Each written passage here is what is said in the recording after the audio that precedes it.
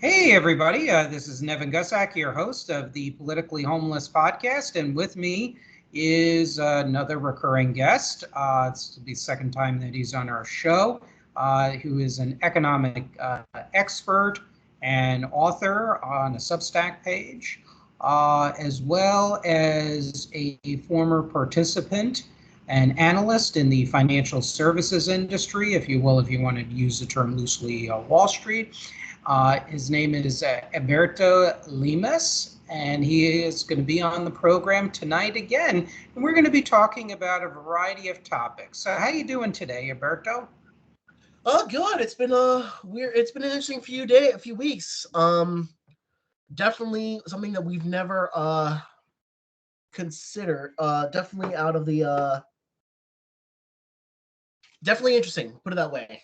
Put it very interesting. Yes, we live in interesting times, both globally and in this country. Well, as we all know, we just had an election here in the United States, and it was quite contentious. There was a lot of intense campaigning on both sides. And as we all know, Donald Trump and his vice presidential nominee, J.D. Vance, won. And Alberto has a lot of many good, insights on political economy, on the operations of the financial sector, the issues associated with free trade versus protectionism or economic nationalism, and national security issues, particularly from a realistic viewpoint. Alberto is also a sort of conservative, very conservative in many ways. He also has a profile and page on X, formerly known as Twitter. Definitely check it out. A lot of very interesting posts, including as recently as several today. Um, so, Alberto, I guess the first question on my mind, on everyone's mind, is what was the strengths and weaknesses of the Kamala Harris versus Trump campaigns? Where did Kamala go wrong? Let's start with Miss Harris and Mr. Walls. Well, where do we begin? Let's start. I want to start first with Trump because Donald Trump was campaigning almost the moment he left office.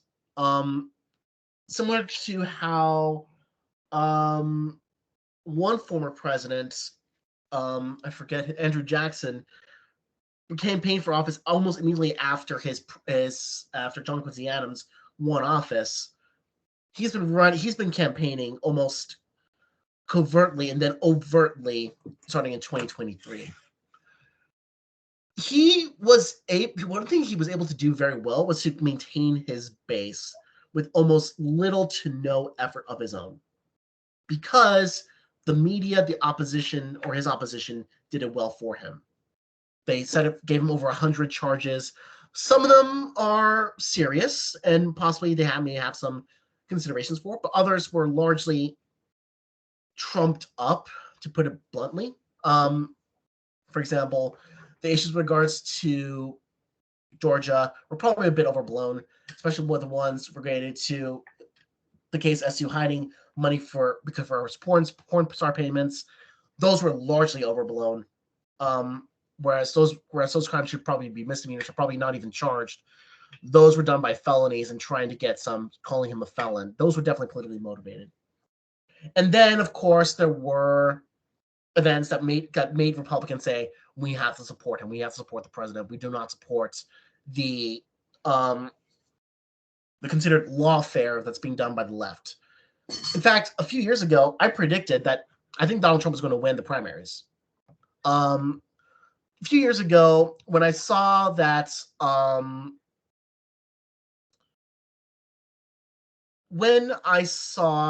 there was this aspect that was happening, I thought that Donald Trump was still the Teflon Don. I thought that, well, it's not entirely likely. I do think that Donald Trump will able to win the Republican nomination resoundingly, and he did. He won nearly all but 2 states. Actually, really, 1 state in D.C. And that's not necessarily a positive thing to say that, oh, I won D.C. and Vermont. if you were the opposition to Donald Trump. I mean, but yeah, and then there was the fact that he had 2 assassination attempts. One by someone who apparently looked like to be a loon and wanted to have attention, that 10 minutes of fame. And when he's able to go back and say fight, fight, fight into the screen, and having photos that made him look like a political hero, that's still the deal for many Americans, frankly. It was very difficult to move out of that. And he had a pretty solid debate performance against Joe Biden, showing that Joe Biden really was without clothes or really was not up to the task. Where Donald Trump went wrong was he really gambled on a new way to reach out to people. He didn't have a strong in-ground campaigning like Kamala Harris campaign did. He didn't really had the extensive media pressure that the Kamala Harris did. He never able to raise as much money as Kamala Harris did. But he did very unconventionally. He went to do the Rogan podcast. He went all to these alternative podcasts that people do not go to that aren't mainstream news. Hasn't really been done before as much. It's a new method, and it paid out. It was a gamble that he actually did well, and he managed to get a majority of the votes. And let's be honest, the fact that even though he had some stumbles, the Madison Square Garden rally was largely a stumble, frankly. I do think they lost a little bit more voters than what they probably could have done, even though it didn't matter at the end. I do think, but even then, he did very well. He managed to do what many opposition parties were able to do, as well as more, which was to ride away from discontent and saying, I'm back, and I'm here for my last term. As for the Kamala Harris campaign, let's be perfectly frank. Kamala Harris was hobnobbed from the beginning for 2 reasons. One, she's the vice president of a very unpopular presidency. You really cannot say that I am trying to run my own person. You're trying to be the change candidate when you were the candidate that was behind, when you were the vice president and considered to be a close person of the president.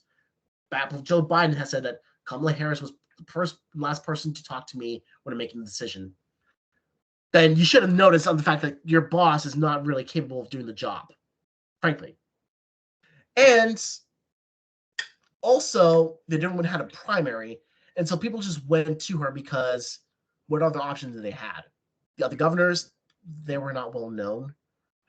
The other senators, not that well known, and even then, which senator? They didn't really have the opportunity to do a primary, even though they had every opportunity to do a real primary, but they decided not to because they wanted to defer to Biden, and they were lazy, frankly. Unfortunately, they also went with a candidate that has a really good ability to have a good start and then muck it up. And also, there's a few problems with that. First was, she had a pretty good start of the summertime. She had Brat Summer. She had all these endorsements from celebrities. She had all these Zoom calls. She was able to get a lot of people to put a lot of money behind her. And when people were talking about joy in the DNC, I didn't really see it as joy, more as euphoria as to, oh my God, it's not going to be as bad as we thought it would be. And truth be told, if Biden were still nominee, I still think Trump would have won resoundingly. The question was, how much more would he have won? I do think he could have actually won New Jersey. He probably could have been able to win Virginia.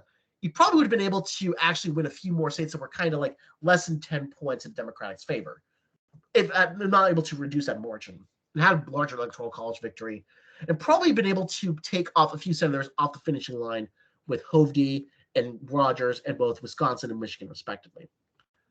Kamala Harris just reduced the damage. And even then, if she weren't able to win, she had to be a really good candidate. She was not. The first mistake she made was putting in Tim Walz, a man who has no real name recognition outside of Minnesota. He brought nothing to the tickets, and he really wasn't someone that people thought like, oh yeah, this guy is actually really good vice president choice. She chose someone who wanted to be safe. She didn't want to be upstaged by a vice president who was considered smart, like Shapiro, or someone who would have a better presence than her, like some of the other senators. And that doomed her, frankly. I also think that she doomed herself by the fact that she said all these things in 2019 that she could never fully repudiate really, because it would offend her progressive staff. Well, she said, like, oh, I don't believe in those things anymore. Then why'd you say that? What changed, really? And then she then tried to do a disingenuous move to the center by trying to say, oh, no, I'm endorsed by Dick Cheney. Goldman Sachs believes my plans are good. I'm thinking, wait a minute, what? The investment bank that has had several scandals over several years, and you're saying that they're planning to endorse, that's not a really good endorsement. And also, Dick Cheney? That's not a resounding endorsement for many people. And I was actually flabbergasted when they said, like, Democrats, Republicans support us. We are actually trying to create a vision of united democracy, when having Liz Cheney and Dick Cheney, who have been reviled by the party base for several years.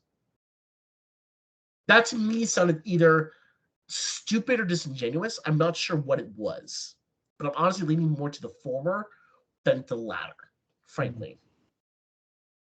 So she had really the worst of both worlds. She tried to keep on some of this identitarian leftist beliefs by trying to promote this idea of, oh, you have to vote for your race, especially with Obama scolding black men, saying you have to support black women because they've been supporting you all this time. And you also have to deal with you also have to act like a centrist, because a lot of Democrats are now affluent, they're highly educated, and they don't really care about class politics. They really care more about the politics that help them most than all. And let's look at her policies.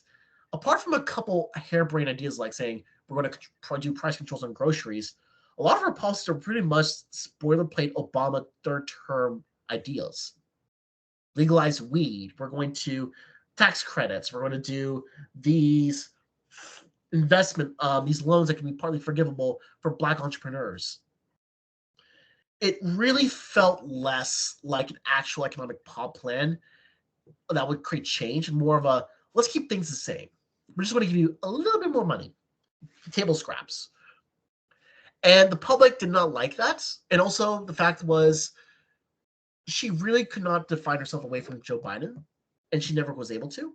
And when she said, nothing comes on my mind when she was asked what things she would have done differently than Biden, that sealed the deal. And that was replayed by Republicans again and again, showing this woman is just another toady. And she was another toady.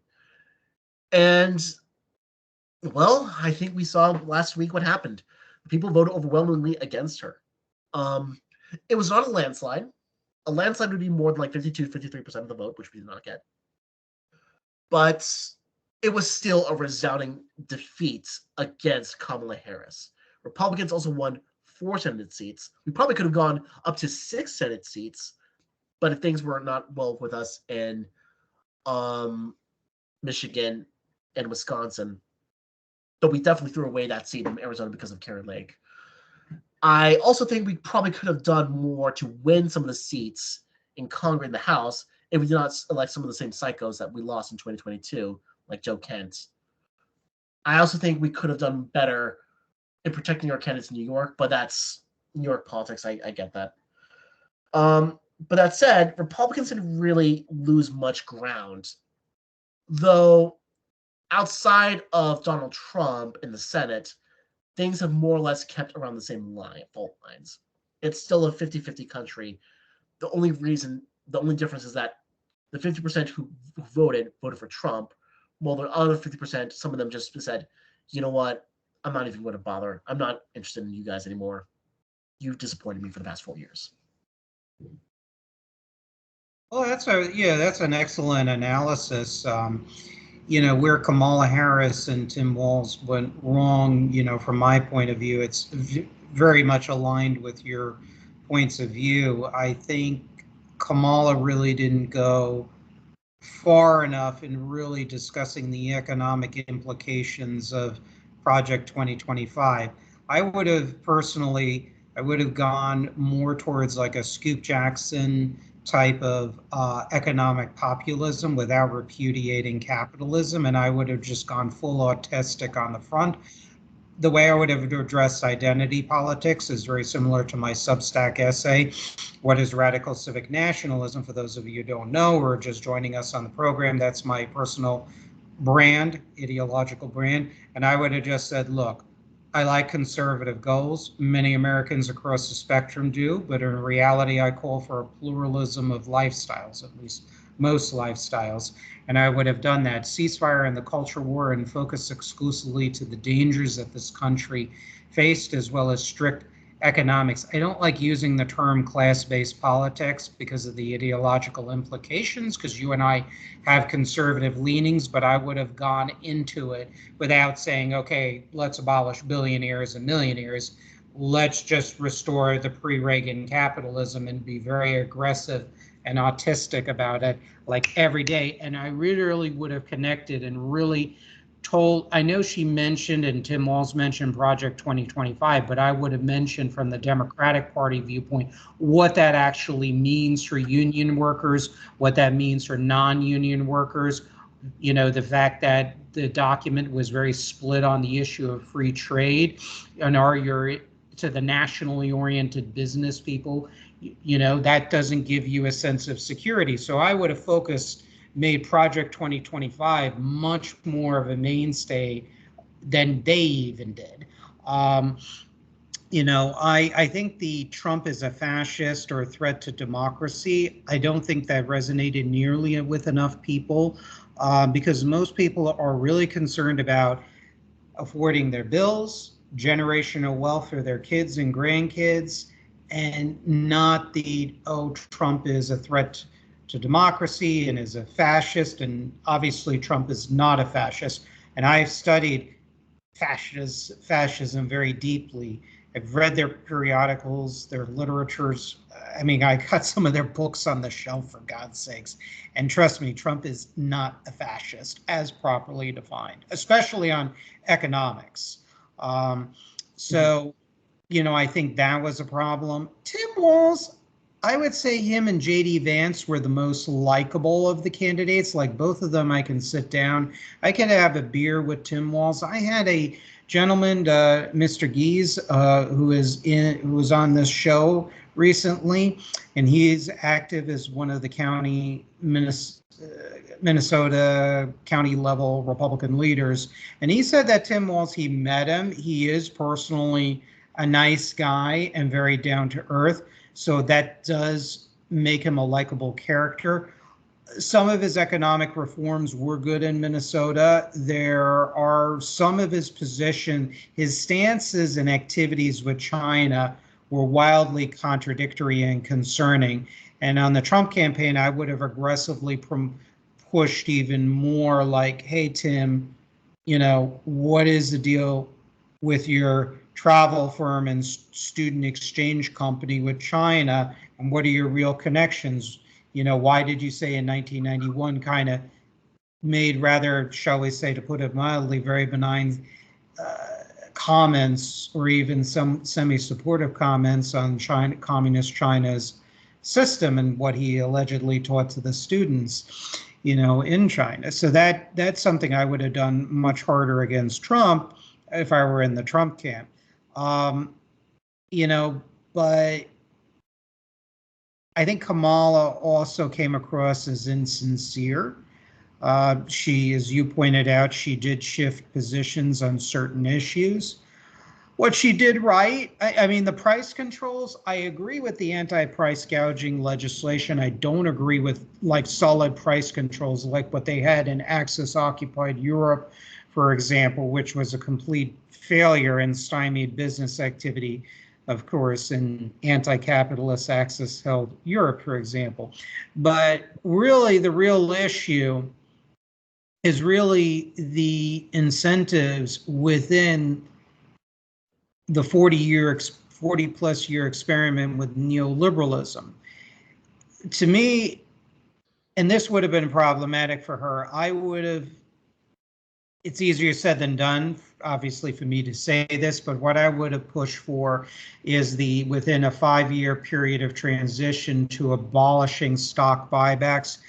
I would have done that. And you wouldn't have needed necessarily anti-price gouging legislation on a national level, because there's no incentive then to buy back your stock and to artificially boost stock prices, and then really take a hard look at corporate law and business practice and not make it merely everything about the majority shareholders. And that's the reason why, as you know, Alberto, because it's been reported even in the business press, that the executives, the CEOs and heads of publicly traded companies are like, let's charge the American public even more. The market could absorb it. They can take the hit. They can take the pressure. And that's how the price is increased. In my opinion, it had nothing to do with, quote, big government or overspending. It was a supply chain crisis, and then what CEOs chose to do. And I would have basically pursued those reforms. Why didn't Kamala pursue those reforms, as radical of a measures as that, which really isn't radical by the standards of the middle and the beginning of the late 20th century? Why? Because she had many of the same plutocratic forces within her campaign. Mark Cuban, Tony West, who was chief legal counsel of Uber, and others involved in big tech. I mean, both camps campaigns had felt the influence of big tech in many ways, and she was going to Mark Cuban and many American CEOs for advice. Yes, she had outreach to the organized labor. She, while she was Attorney General, she did go after companies for various bad practices against the public.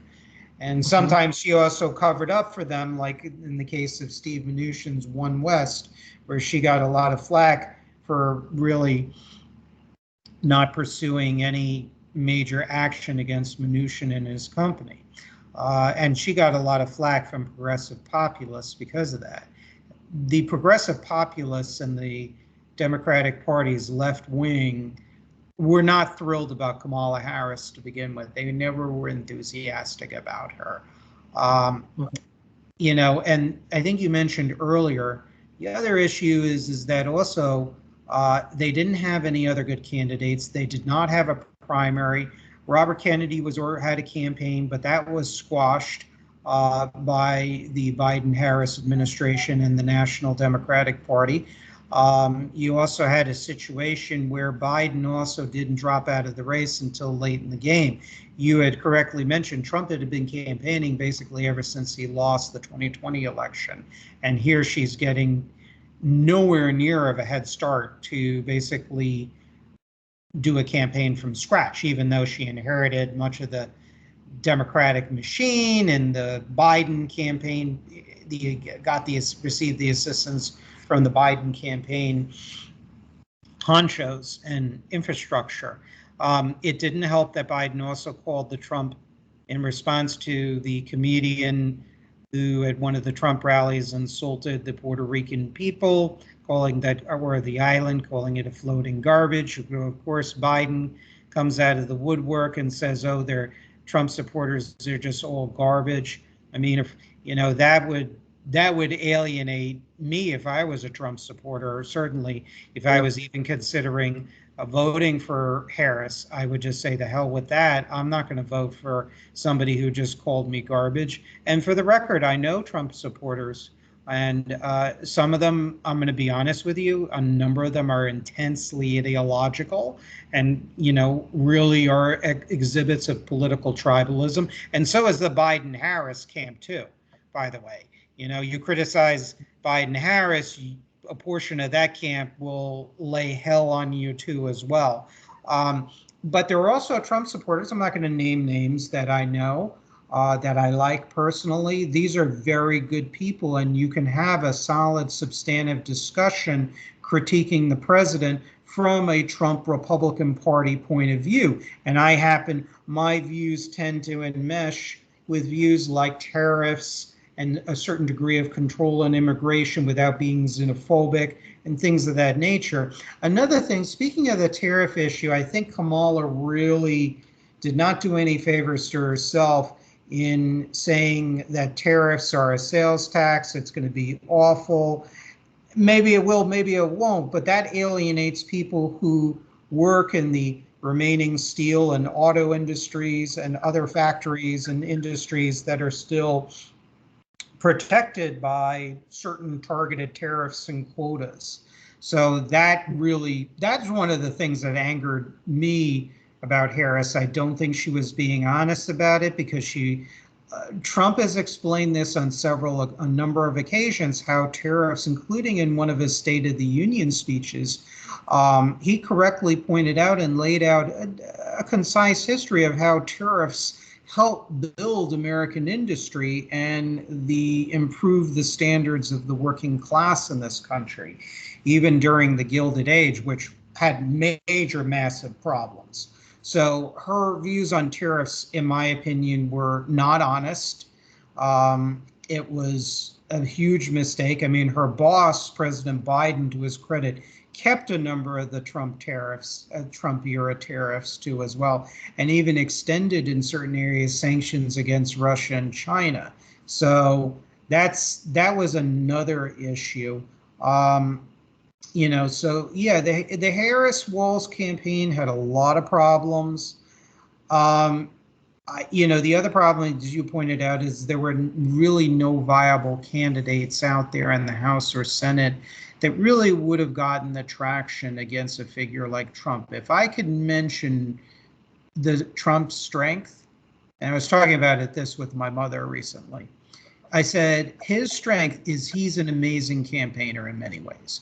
And he comes across, yes, some people might say crazy, blah, blah, blah. But you know what? He's kind of like that crazy but funny uncle or cousin that comes to the party and is crazy, but you got to laugh at him.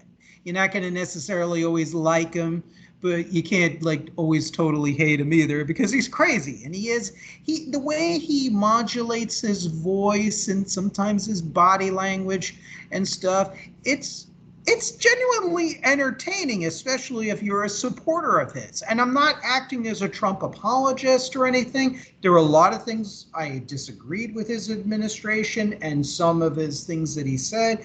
But look, I'm politically homeless. I have no obligation to either candidate. So, and this program doesn't, as far as I'm concerned. So I can just speak my mind. Of course, you got to know your audience and your guest. You don't want to get into fights with your guests and debates. My program is generally not debate censored, even though, yes, we might have disagreements or whatever. So that's my take on that campaign. And, it is what it is. And now we have a new president. And what are your thoughts about these sort of, in some ways, wildly different people he's picking for the various cabinet and administrative positions? So what are your thoughts about some of these picks? It's been wild. A very wild ride in terms of picks. I would say the first few picks that he had were very conventional. I was a bit concerned in terms of, okay, are these guys actually going to be are they actually going to be prioritizers? Are they still primacists? One example is Marco Rubio being Secretary of State. Now, full disclosure, I know some of Rubio's staffers. I was applying to be a Rubio staffer at one point a year ago. Didn't get it. Was one of the top three candidates, unfortunately, but I was a bit worried at first. In fact, because he had an interventionist streak before when he first came into office. But I also know he's also far more conciliatory towards Russia on Ukraine. He's not as hawkish on Russia as some people in the Institute for Study of War has an institute tend to be, which I was relieved on. He is a China hawk by far, and he is sanctioned by China. So he's not some weak person. He's not a weak person. He's definitely puts force behind it. I also like that he's Latin American. I like the fact that he speaks Spanish, and I like the fact he's going to actually focus on the American stuff, on Latin America. Because we haven't really focused on that in Latin America, especially in the Biden administration, when they say, oh, we're going to be very supportive of the global South. Where have you been in Brazil? Where have you been in Argentina? Where have you been in these other places? You haven't really focused on immigration. You really have left President Lula has been able to get a very free hand on his dealings because he's for COP28 or climate change accords, even though he's been actively against us in terms of other foreign policy issues. Was also unknown about Waltz because I did not know anything about him. The more I read him earlier on, I was a bit worried because he said like we should stay in Afghanistan until it's done. I'm thinking, what are you talking about? It's over. I mean, we cannot go back to Afghanistan was lost years ago. Biden just made it sure that we actually knew that we lost. But he seems to be more realistic. He does seem to have more of the prioritizer. He's starting to move away from that premises mindset, which I like. Susie Wiles, lastly, I think she is a very competent leader. Susie Wiles appears to be a very strong woman. She's the first woman to be chief of staff. And from what I've seen, she is a tough cookie. So I have immense respect for her. I also know that Doug Burgum was recently mentioned as interior. I think he's a good choice. I do have some questions about his China ties because there were some issues about him in North Dakota. But overall, I think he'll be good. I think as long as he's able to do with one of the gas permits, making sure that we do continue with drilling for oil and natural gas, as long as he makes abilities to decrease the Bureau of Land Management's power over the American West, that'll be useful. And as long as he is able to do with conservation and make sure to be able to fix national parks, because some of that is actually there's some issues there. The rest, I'm either fine or what was he thinking, to be perfectly frank. Radcliffe, I'm fine. I think there are some issues with regards to our intelligence that do need to be reformed. I do think the fact that we have failed to accurately assess Russia's actual capabilities, that's an issue. We were able to find out its intent, yes. But when it comes to risk, there's two factors when it comes to risk: intent and capability. We knew intent, we did not know capability. And I think that's a failure. Yes. Again, another failure that we've seen with the capabilities that we are not able to measure capabilities of other nations accurately. It's the same thing with Iraq, same thing with Afghanistan, same thing with China, same thing with Korea, same thing with Iran. And it's a common thread. I don't know if it's because of our because we don't have good collection, or it's because we have failed analysis, but something's wrong. So there's something that needs to change. Kristi Noem, I was weird about because she doesn't really have any national security experience. And this is a department that I work with closely because we do work with this. My job, we do work with CISA very closely. I preferred someone who was more national security focused, if I'm being honest with you. Yeah. But as long as she has good deputies under her, fine. The ones I am just flabbergasted about is Gabbard OBDNI, Matt Gaetz as Attorney General, and Kennedy as HHS. So you said Gabbard, Gaetz, and RFK Jr. I just want to make sure yes. And the rest of the audience heard you. Okay. Yeah. Could you explain why? Why were you flabbergasted? Yeah. Gabbard does not have intel experience. She has some foreign policy experience given her herself as a veteran, but Gabbard is way too of a restrainer and almost to the point of isolationism. And also her idea of talking about the Aloha Doctrine, if you probably heard of them a couple years ago. Yes. I found that incredibly unserious. I don't see her as a serious person. And truth be told, I really struggle to see what value does she really add to the ticket. She was calling Trump supporters awful years ago, only for her to reverse because it was profitable to do so when she became a Fox News correspondent or Fox News analyst. I don't like her. I mean, I'll give her credit for the fact that she didn't like Clinton and she was serious about that and she took it very seriously, but her visit to Syria was very poorly handled. And I wouldn't be that positive about it. Even though I'm not a hawk on Russia at all, I'm not that dovish. I certainly wouldn't call Putin on more favorable terms than what Gabbard was. At least Trump was trying to do that in order to try to create diplomacy. This was just because she had that, well, America's not that great anyways. That anti-American leftism that I do see coming, that I do hate. Matt Gaetz is because, truth be told, there's the sex scandals have been talked about over the House committee we will never see. Though I do think it will probably be leaked, if I'm being honest. It will probably be leaked by someone, and it's going to be a very tough confirmation battle. I'm not sure he'll be confirmed, frankly. Mm-hmm. I also did not like, because the fact is, the guy's a bombshell. The guy cannot be controlled. I think he'll be awful. The only thing that I like him for is antitrust. Yes, he's got an antitrust. Congratulations. So are a lot of other people, frankly. But that does not outweigh the fact that he threw the House in chaos the first time in 2023 by refusing to vote for McCarthy, and the second time decided to get rid of McCarthy by one vote, and didn't just throw the whole leadership process out of the window for weeks because we had no speakership. When we had to have a budget fight, we needed to have taxation fight. We decided to let a lot of that ammunition go because some guy from North Florida wants to be on the right side of Twitter. Yeah. Frankly, the guy's not a team player. The guy can jump. He can take a long walk on a short pier, as far as I'm concerned. I really hope he doesn't get confirmed, and I hope if it does get confirmed, I hope his tenure is very short. And I honestly can't say anything else that's PG, frankly. And Kennedy, I've never met a Kennedy I liked. I despise the Kennedys.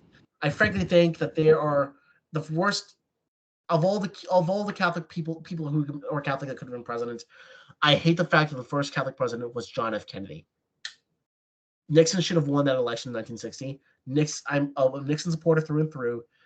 I despise Kennedys for who they are, and the guy's not even honest about his family history. Oh, but my John JFK was actually a pacifist. No, he wasn't. He was an avid interventionist. He actually got us started to get to the process of Vietnam. We would not have the Vietnam War if he did not castily support the coup of Diem. He also caused steps that required that caused a Cuban Missile Crisis. It was partly his doing, if you look back at it, because he authorized the support of putting missiles in Turkey. So, no, we're going to keep doing that. Of course, the Russians would react like this. What do they expect? If we put missiles in Turkey, they're going to put missiles in Cuba. And his failure of back on the Cochinos, we can go further. It should be told, I think a lot of the issues with the Democratic Party today, you can argue that started really under Kennedy. Moving away from the labor left, moving away from the traditional routes into more urbane professional left. And truth be told, the other Kennedys are not that good either. They cheated on their elections. They cheated on their wives. Ted Kennedy, Chappaquiddick, do I need to say anything more? A lot of the other Kennedys really haven't done anything with their lives. I mean, I know there was a Kennedy that I remember voting. There was a primary in 2020 where Joe Kennedy, I think, was running against another well-regarded congressman for a Senate seat that opened. I'm not sure who it was that was opening. But even though the other candidate was more progressive, I still supported the other candidate because I could not stand Kennedy at all. Yeah. One moment. Let me look it up because I want to get you the name properly. Yeah, no problem. Okay. It was Ed Markey.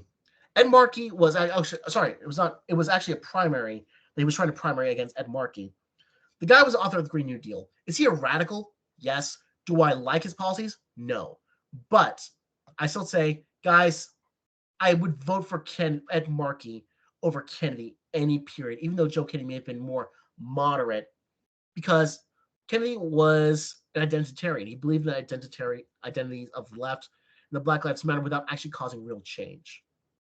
And truth be told, I think Kennedy was, by all means, a Nepo baby. The only reason he got this far in life was because he was born to the right family. I could not stand him. And also, Same thing we could say with RFK Jr. Yeah, he was an environmentalist, but a lot of those environmental cases he did were shutting down nuclear power plants. Look how that turned out. Yes, he got rid of mercury with fish. Good, fine. But he was also a terrible human being. Several infidelities, divorces, and also very shady with his business dealings. He also supported the bunk theory that vaccines cause autism, which they don't. And as someone who's autistic, who's on the spectrum, even though I have been able to operate very normally in human life, I find that very damn insulting. I apologize for the swearing, but I'm going to use my one swear word today for this guy. I cannot stand this man. If I were stuck in an elevator with him, either he jumps off or I jump off. I cannot stand being the guy at one place. I mean, he's an anti-vaxxer. He has a lot of other conspiracy theories. It's disgusting. The only thing, and I can't believe I'm saying this, the only thing that I think like he has a point is that, look, the FDA process is actually outdated and needs to be reformed. Or school lunches actually need to be better and healthier for kids. Well, duh. Yeah. School lunches are awful. I don't think any kid really likes their school lunches. Especially when you look at France and Japan, they actually have amazing lunches. But that is not unique to Kennedy. Michelle Obama campaigned on that, and parents said, "Oh no, we don't like you're taking pizza away from our kid. That's awful." I'm thinking, guys,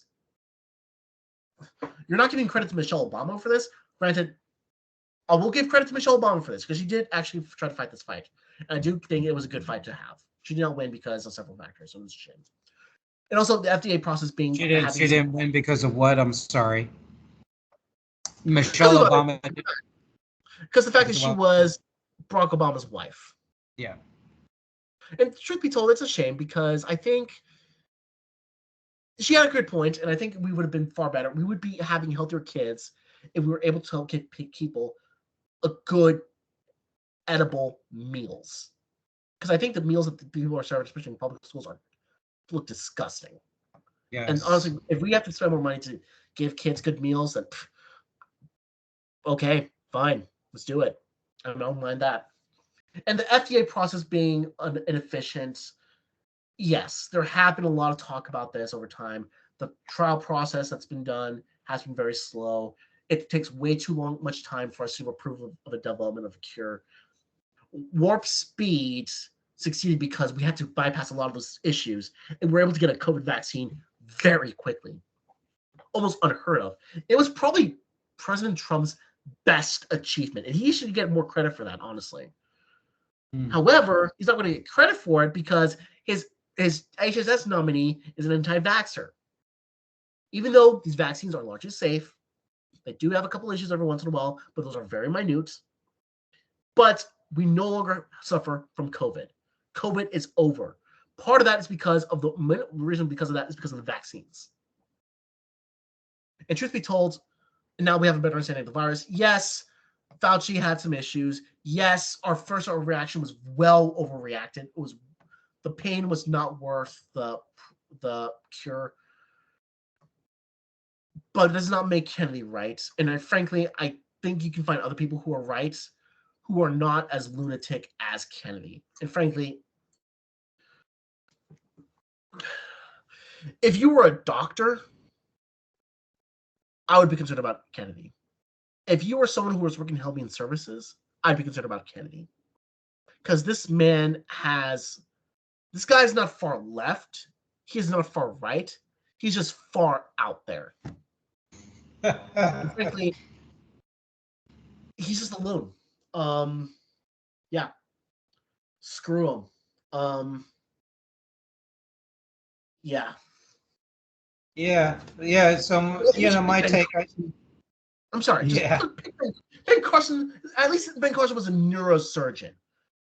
I mean, okay, look, he may not have experience of managing the hospital, fine, but at least he has medical experience. Sorry, continue. No, that's okay. Yeah. No, I mean, I think you make, again, many good points. The defense and national security nominees so far, when it's confined to strictly national security issues, they're good on Russia, China. You're right about Marco Rubio. He also has a focus on the dominoes that are falling in Latin America or that have fallen, and the Russian-Chinese alliances influence in Latin America, all very important.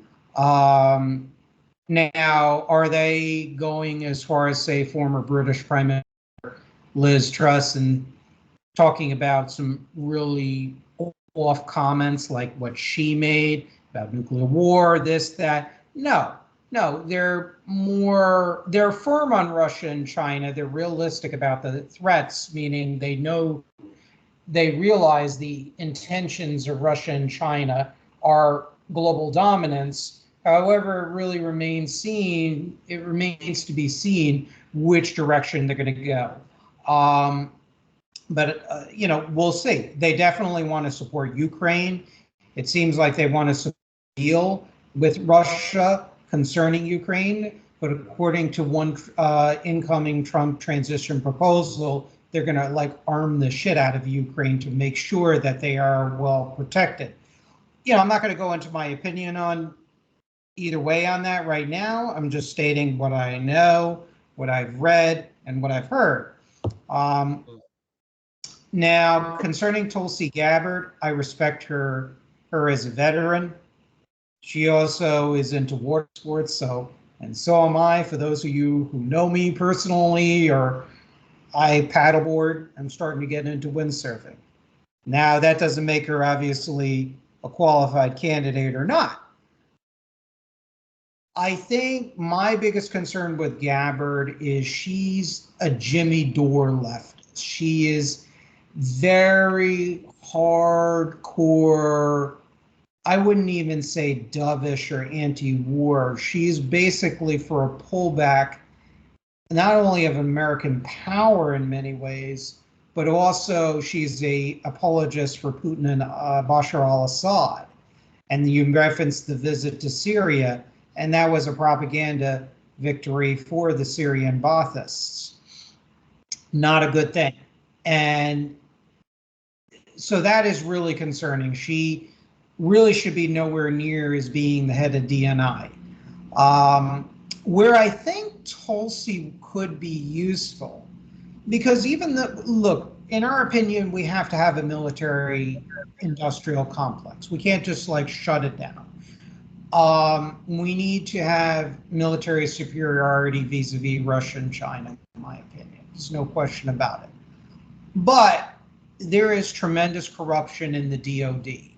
There are billion-dollar cost overruns. There's massive amounts of unaccounted for money, and defense budgets are passed like that. I get it. The first responsibility, even as stated in the preamble of the Constitution, is the common defense. I get that. But there needs to be much more massive oversight over that. There needs to be, even in classified hearings, there needs to be a thorough accounting. And with senators and congressmen and congresswomen who are safe, who are not security risks.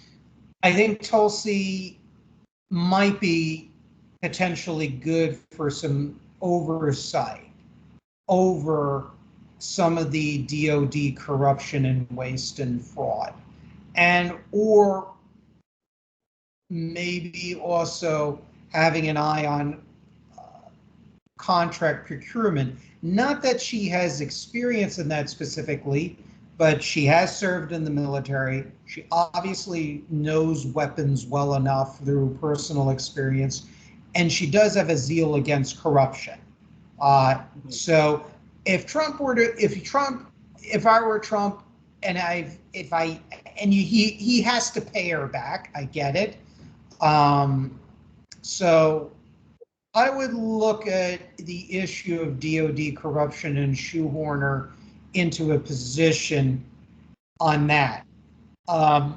And what I would do with DOD is I would hire Sheh Assad back, who Trump fired, which was a huge mistake. And he was one of the best DOD contract negotiators around.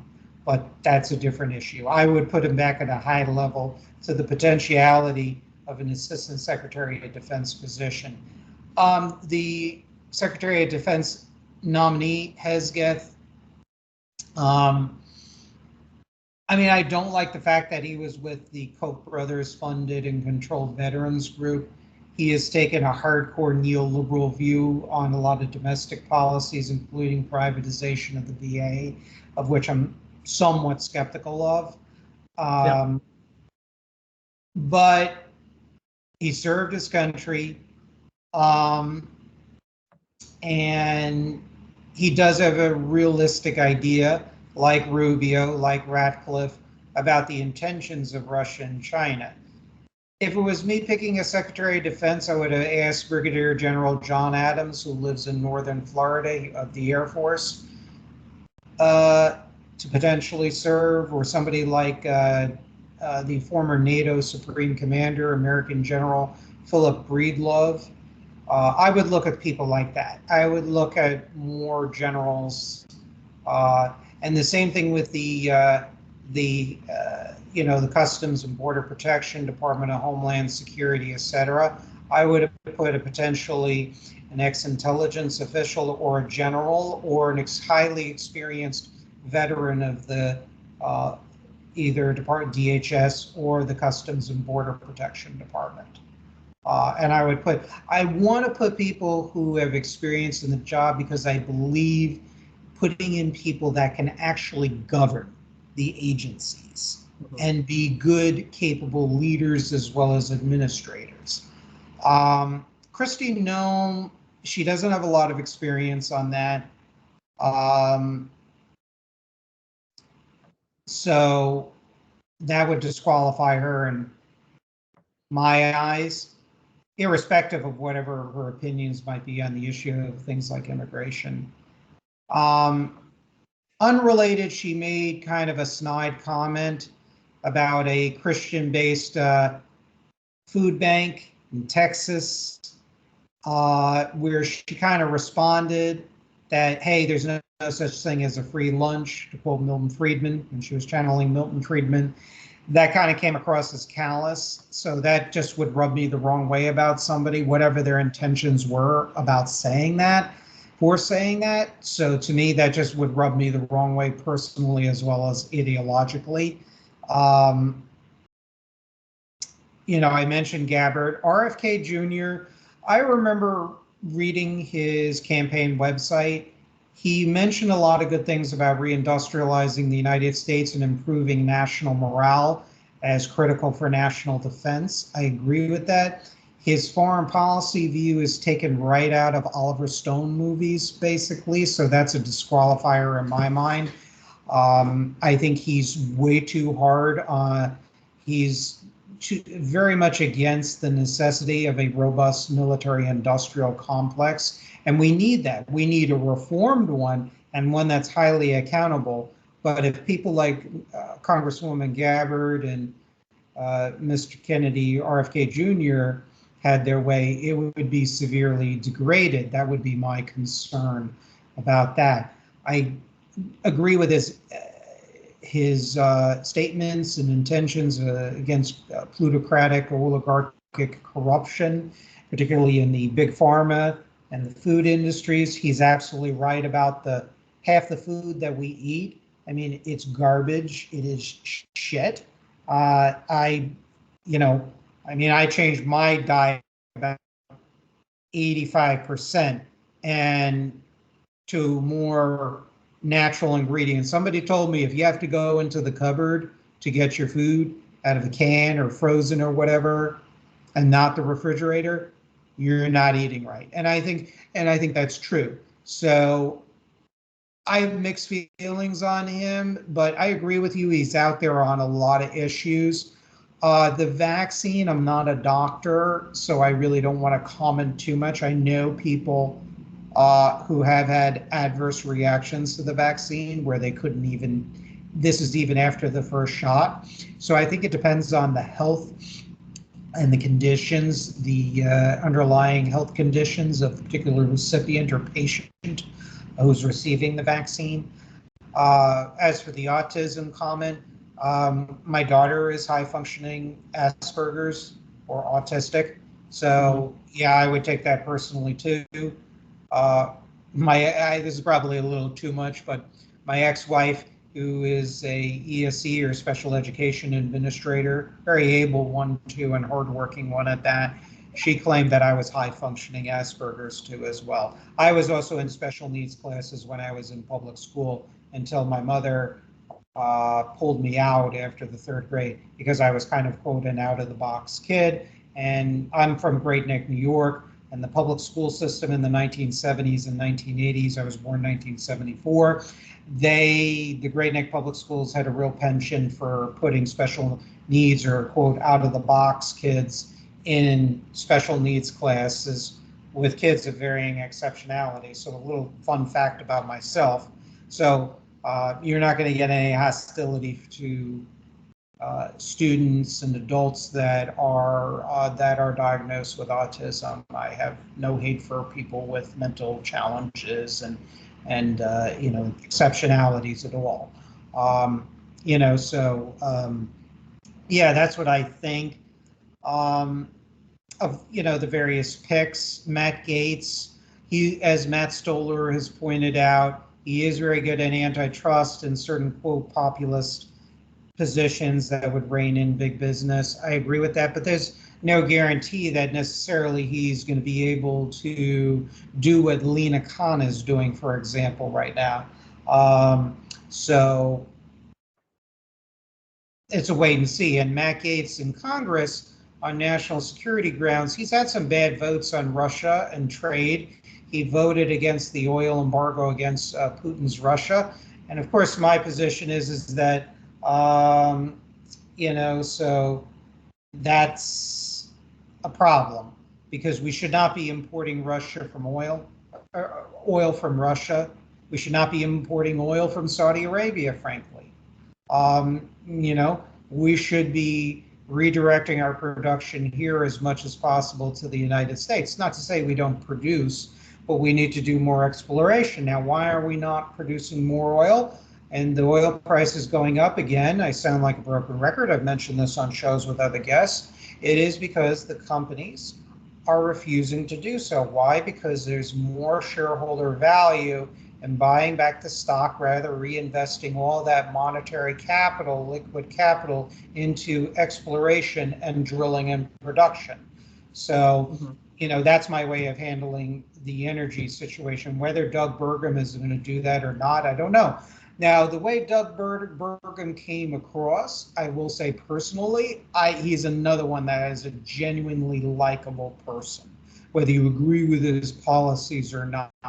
The China connections, I saw a headline about it, but I have not had a chance to dive into that because Doug Burgum was mentioned, I think, today as, I think, Secretary of Interior. I think you had mentioned, or either that or some other position. I forget. It was Secretary of Interior. Yeah, that's why I was like, I have questions, but it does not automatically disqualify this. Let's find more information, just make sure that what's going on, and then, Yeah, so that's my take on that. It's mixed. There are a lot of concerns I have about his picks. His Treasury pick, I forget the gentleman's name. Most of them are investment bankers / hedge fund investors. Most of those folks I would not pick unless they were aligned with me economics and investment decisions. I know the one he picked is more open to tariffs and certain limitations on free trade, according to an account I read. The other ones, really, I'm concerned about, just judging by the industry that they come from. I would have preferred Lighthizer as Treasury. I think that would be a game changer from, I think, our perspective as Treasury rather than USTR. But, and the problem is the institutional Republican Party is still very powerful, and they would not allow a quote populist who's still pro-capitalist and not like let's trash Wall Street. They're not going to allow a person like that to get in, and that's the problem. Truth be told, I think Lighthizer is a great candidate. I think Lighthizer is a great person. I think he's a great economist. I think he's a great trade lawyer. He did a good job as USTR. I think he would be better put in commerce over treasury for a few reasons. Yes. First, commerce does a lot of economics. It does a lot of trade. The Foreign Commercial Service is under commerce. So that would be great. A lot of private sector. He has a lot of private sector experience too, and he's a business person in a sense, and I appreciate that. That's good. So yeah, I think Lighthizer would be a better fit for commerce because I don't think he's unqualified for being in the cabinet. I think he's very qualified, just not in treasury. The only thing that I feel he would be useful in treasury would be tariffs. Yeah. But it's more than that. It's about financial policy regulation. It's about dealing with multinational institutions like the IMF and World Bank. It's more about dealing with taxation, bond issuances, debt issuances, dealing with currency.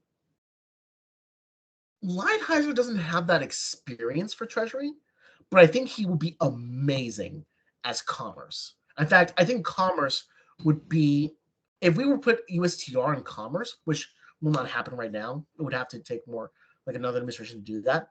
I think it would be the perfect role for Lighthizer. I think he would be fantastic for it. I am a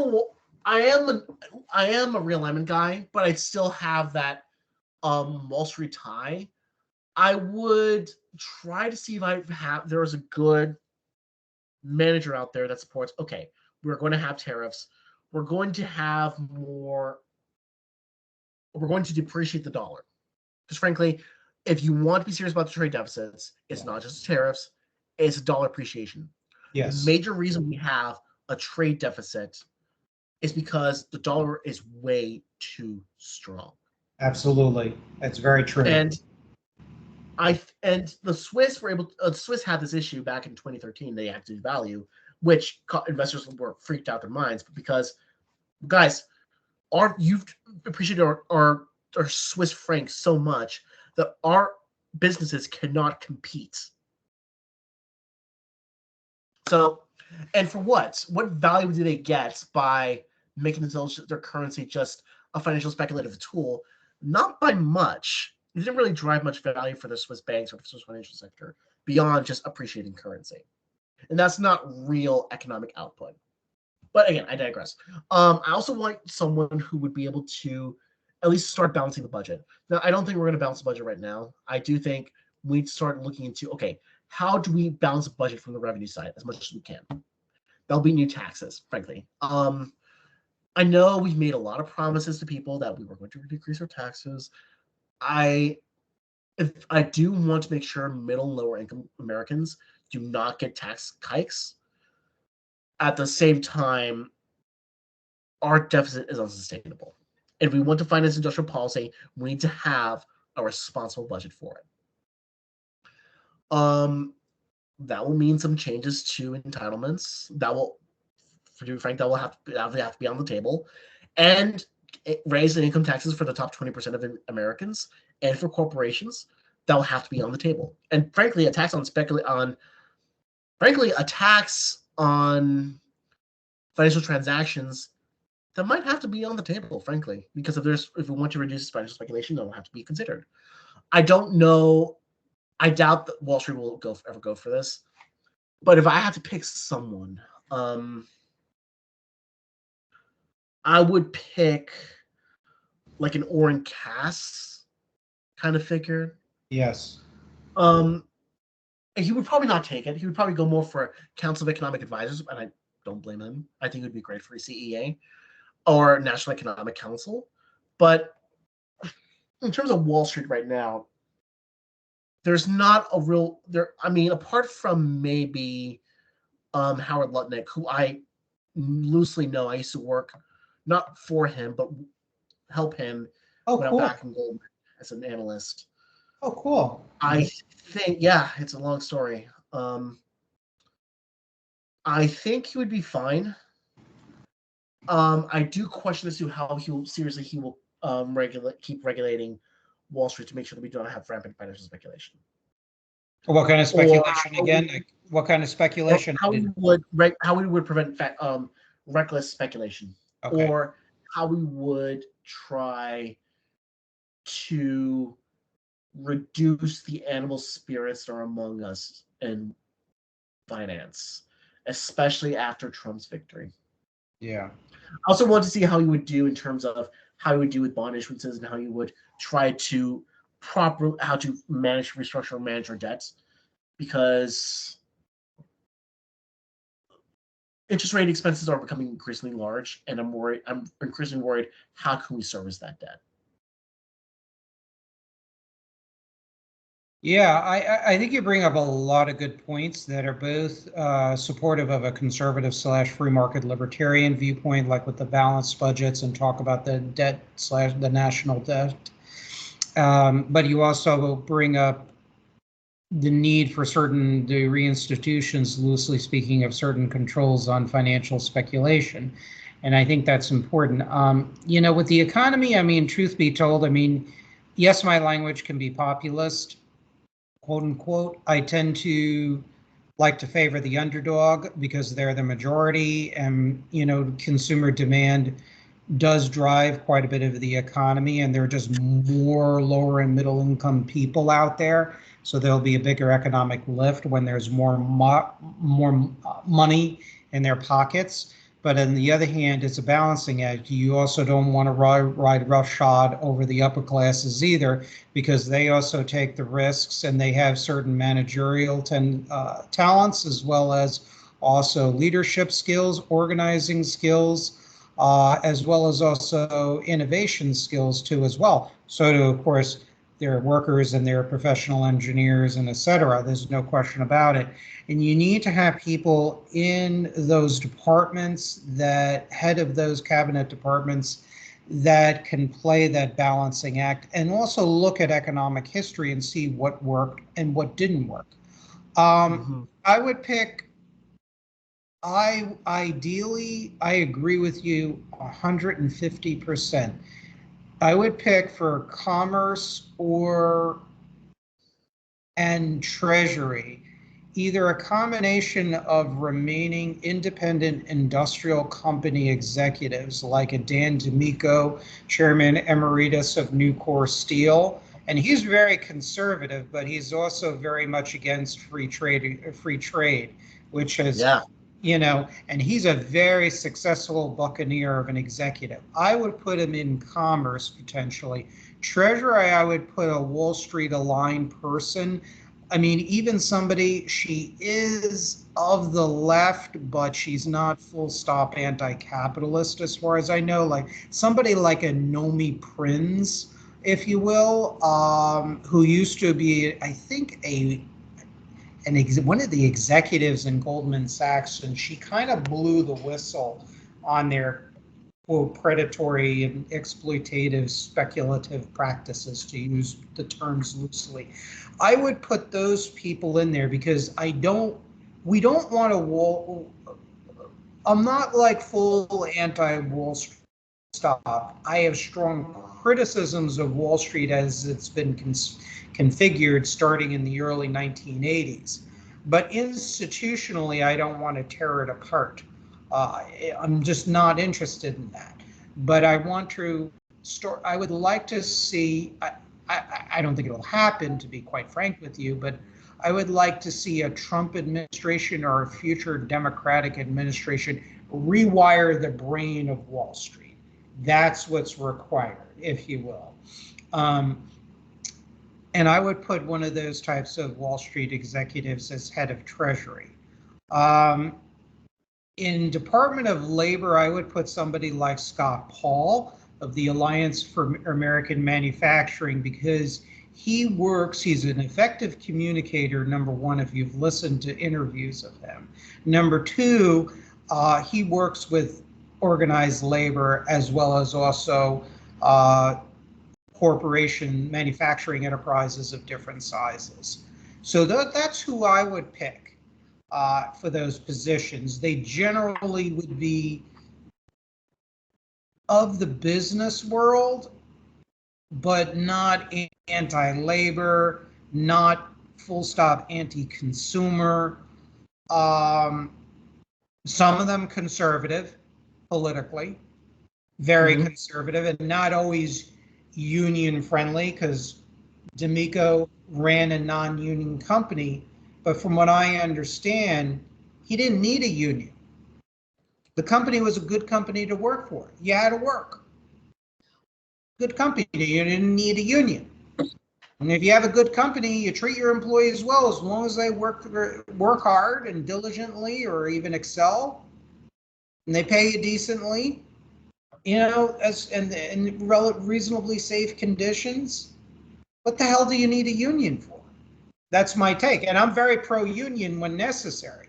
But, I'm not pro-union for the sake of, oh, I'm just pro-union.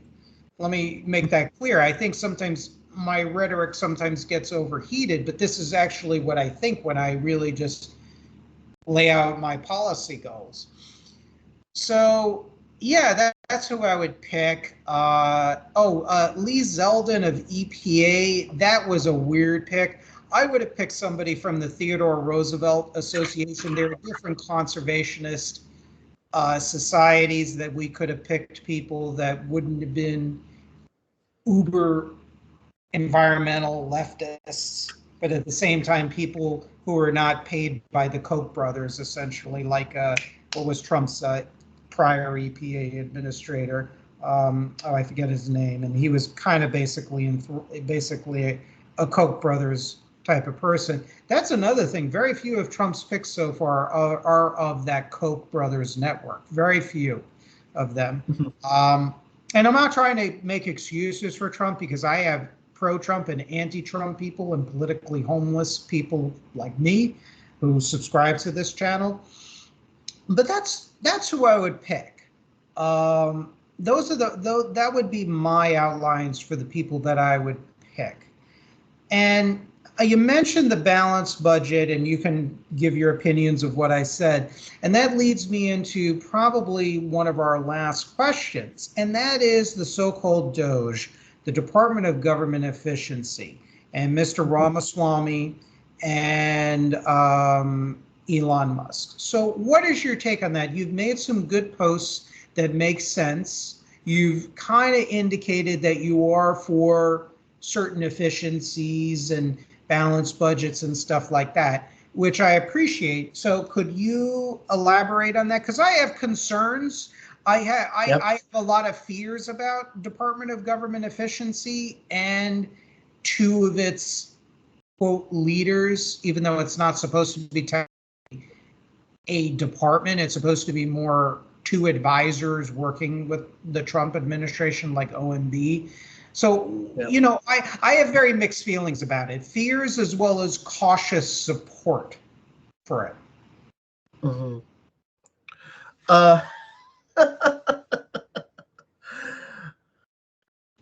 Oh boy. The DOGE. I'm not a fan of crypto anyway. I'm not gonna lie to you. But okay. I gotta admit, even sometimes when Elon Musk speaks out of his posterior, I can't help but like the guy. There's something about him that I just say, dude, you are a train. You can be a train wreck at times. Full steam ahead. Because even with his chaos, he does create amazing things. He created Tesla, which is the most valuable automobile company in the United States. He basically broke the oligarchy of American rockets, and he created a whole new industry of American rockets because of SpaceX. Mm-hmm. The Boring Company. I mean, it's not as big as the other companies, but it's still a good, valuable company. Twitter has some issues, but I like it better than probably it was under Jack Dorsey, to be honest with you. Me too.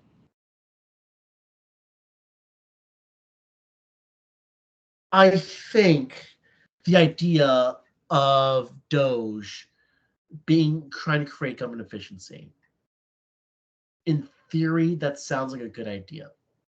Because the truth is, government isn't efficient. People have been trying to say, like, how we need to make government more efficient. Combining agencies, because there are so many agencies that have similar, but if not identical missions. but they do it so inefficiently. For example, we have an antitrust division within the DOJ, but the FTC also has a focus on antitrust. Or foreign service. They have an economics cone available for foreign service officers. They do economics work. But how's that different from the work that does from the Foreign Commercial Service in the Commerce Department? Or how's that really differ? How do they really work with the trade lawyers and the negotiators with USTR in Geneva? That to me is just inefficient. That there's just so many, because of the thing, they do good work. It's just done sporadically. A lot of money is spread throughout, and there's not much focus. Or people talk crap about the IRS. I give crap about the IRS when they told me that I owe more money in taxes than I actually paid. But they didn't create a tax policy that's just a complete mess. That's Congress's fault. Blame them. But also, just say fire people from the IRS. Well, people have to process these tax returns somehow. So if you fire them, those tax returns are going to take longer to process. You're not making libertarian arguments saying like, oh, government's bad, so make it smaller. But no, make it smaller without making it better. You're just making it worse. Like, no, that's the point. We want to make government, we want to drown government into a bathtub. Like, guys, you're not going to make government more efficient. You're just going to make people more radical. If people don't see government is working, they're going to find someone who will make it work. Rights be damned.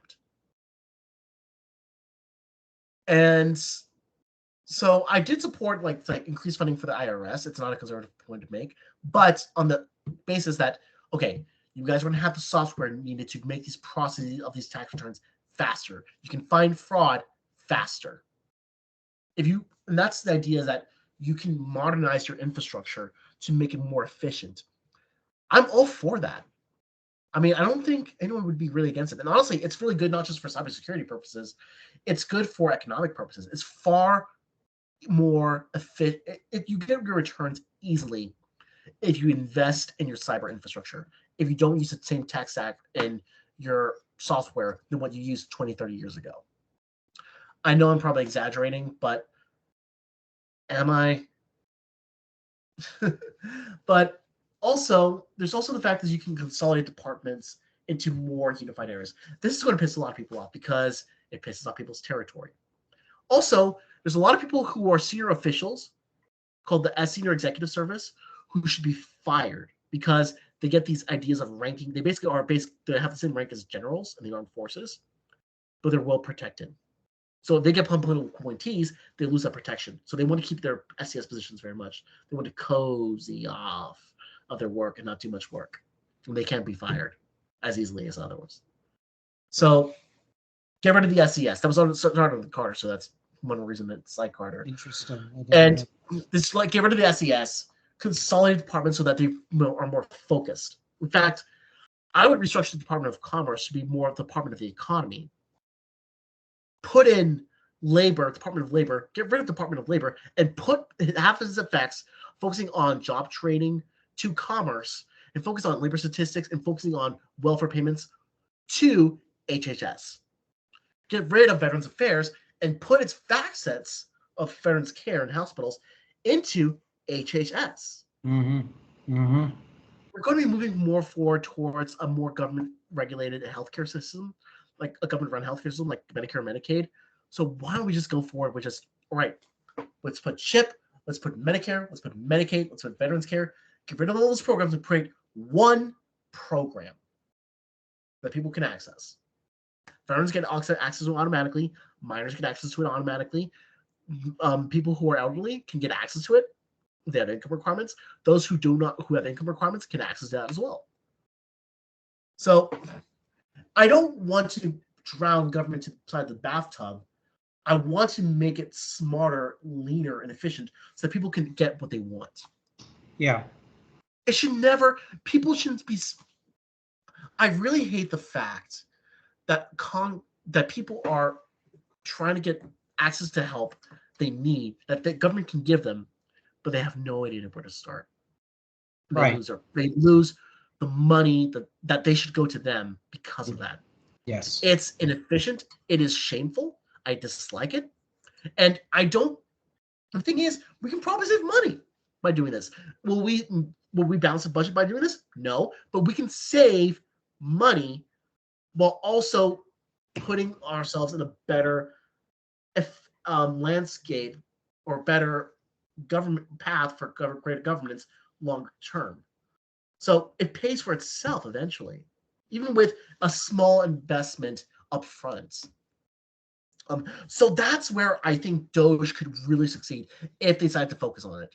Don't worry about the memes like, hey, government spent this amount of money on rats fighting. Well, they did that because they want to find out how people are taking testosterone treatments. How does that actually how does that work with them? Does that make them more violent? That's actually decent research. I don't think people would object to that once you understand why they're doing it. But say, hey guys, you know that we have two teams that are doing the same thing? Why just combine them to one? I'm thinking, oh, that's a good idea. Why not do that? Or, well, hey guys, did you know of how DARPA, how NAD, FDA, all these other agencies try to do the same thing? Well, why don't we try to consolidate? Or better yet, why don't we find a way to compete, make these other areas compete for them and try to make it more efficient for government to compete against each other? There's an idea of this has happened about the idea of an entrepreneurial state. It was a great article by American Affairs that talked about this. I can send you the link later. Yeah, please do. And I could please send it to me, and then maybe I could even put it in the video too as well, so the readers can read it. Yeah, because the thing is, the idea of creating an entrepreneurial state or something that's more friendlier to businesses, it's not a bad idea. I'll send it to you on X right now. And because the truth is, I think there's a lot of there's a lot of potential for this type of work. Unfortunately, the way I'm seeing it right now, they're just going for the memes. And I'm thinking, guys, memes are cool during college, but you can't govern a state with memes. And frankly, I find memes being fun in group chats. I find it incredibly mature to do that when you're doing basic governance. You need to be mature. You need to act like an adult. Yeah. And again, and the truth is, it's not a department. It's not a government official, actual government. It's a blue ribbon commission. Yeah. And apparently, they don't have money to make it a real blue ribbon commission, which kind of makes it a bit ignorant. So I don't expect much from this. But if they were serious, if Ramaswamy and Elon Musk were serious about this, they put a few $1 million on the line for them. They put, like, say, $20 million to hire a team of 10 people, 20 people for about 2 years or a year and a half. Have them go talk to the government. Have them go talk to the oversight agency in Congress. Have them talk to the OMB or the GIO. And you can see on how they can make things efficient. Have them go do site visits. That would be far better use than just having a few angsty teenagers posting memes online from a few articles they found from God knows where. Yeah. No. The idea is good. You just actually have to execute and not just throw crap on the wall. Yeah, I mean, and I actually have, I'm going to kind of, when this is going to be in one of my Substack pieces on capitalism, the hard truth of capitalism, and why we should still support capitalism. It's kind of a catchy title there. And I'm going to include this. And I agree with much of what you're saying. I'm for, for federal, state, and local governments for performing audits of each and every department and agency to search for bona fide waste. I think that needs to be done, and the waste would be defined as expenses unrelated to the direct delivery of services to American citizens and the payment of government employees. Unnecessary expenses would include instances of government contractors, subcontractors, and officials committing fraud and evidence of unnecessary luxury spending for conferences, meetings, etc. The federal government could save between $15.2 billion and $16 billion annually if it negotiated with drug makers for Medicare Part D medicines and obtained the same prices that are paid by Medicaid or the Veterans Benefits Administration. And, the Heritage Foundation's a lot of agreement and disagreements I have with them. They claim that the real war on government waste could save government $100 billion, but this is even from years ago, so that number is even possibly higher. According to their report, examples of government waste included unreconciled transactions, unused airline tickets, credit card abuse, funding fictitious colleges, and redundancies of the bureaucracies. Redundancies is kind of a double-edged sword, because what I would like to do, if they were to seriously cut back the number of federal employees, I have to say I was personally offended by Ramaswamy when he said, when he was campaigning for president, oh, we'll just fire these people. And we have a booming economy under Biden. He basically said that. And there are like over 1 million private sector job openings, and they could just go apply for a job.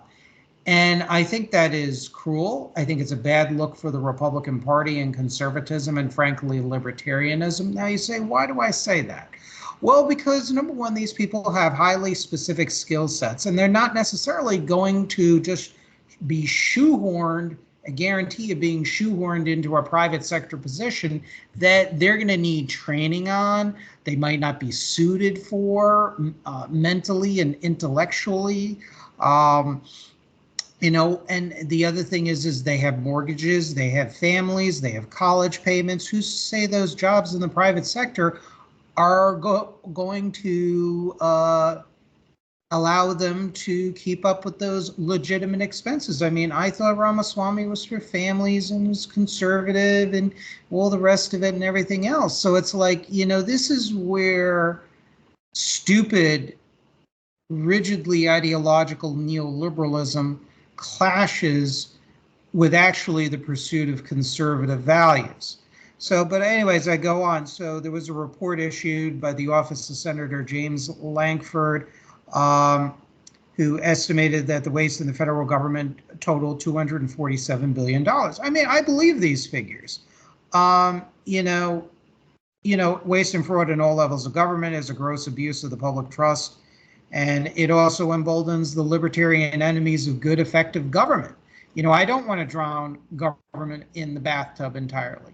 I actually, there are rare occasions, knock on wood, but on rare occasions that I've had to deal with the IRS, they've actually given excellent customer service, which is, with helping me deal with a fraud situation where my Social Security number was compromised, and they're always timely, knock on wood, for getting me that special tax ID number every time I file.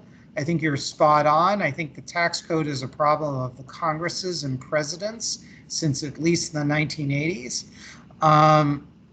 So yeah, you need people to process these forms, and I am for an electronic filing system, a very easy filing system. From what I understand, other countries even send their citizens a bill where all they have to do is just pay the tax bill. I would love that, but of course, who would be against that are the CPA lobby. So I am very much for efficiency in government. I agree with Elizabeth Warren when she said it's not a question of big government or small government, it's also who the government works for. And I think that's a very important point here. Getting back to my ideas, government agencies would be encouraged to hold conferences in public buildings or comfortable hotels that are not necessarily 5-star standards. I agree with your point, and I have it in writing here, about we need to consolidate agencies, like super consolidate agencies, make it really simple. And if this does involve redundancies, what I would do is I would have, through the Department of Labor, a multi-year jobs placement and training to get these people in jobs that fit their skill set. And it's going to take a long time. The liberals and the progressive populists, they're not going to like that because, I am slowly chipping or hammering away at the administrative state. The libertarians are not going to like that because You're keeping it. Because they should, ideally, you should just ban it in a second, and the free market will sort everything out with the unemployed government workers.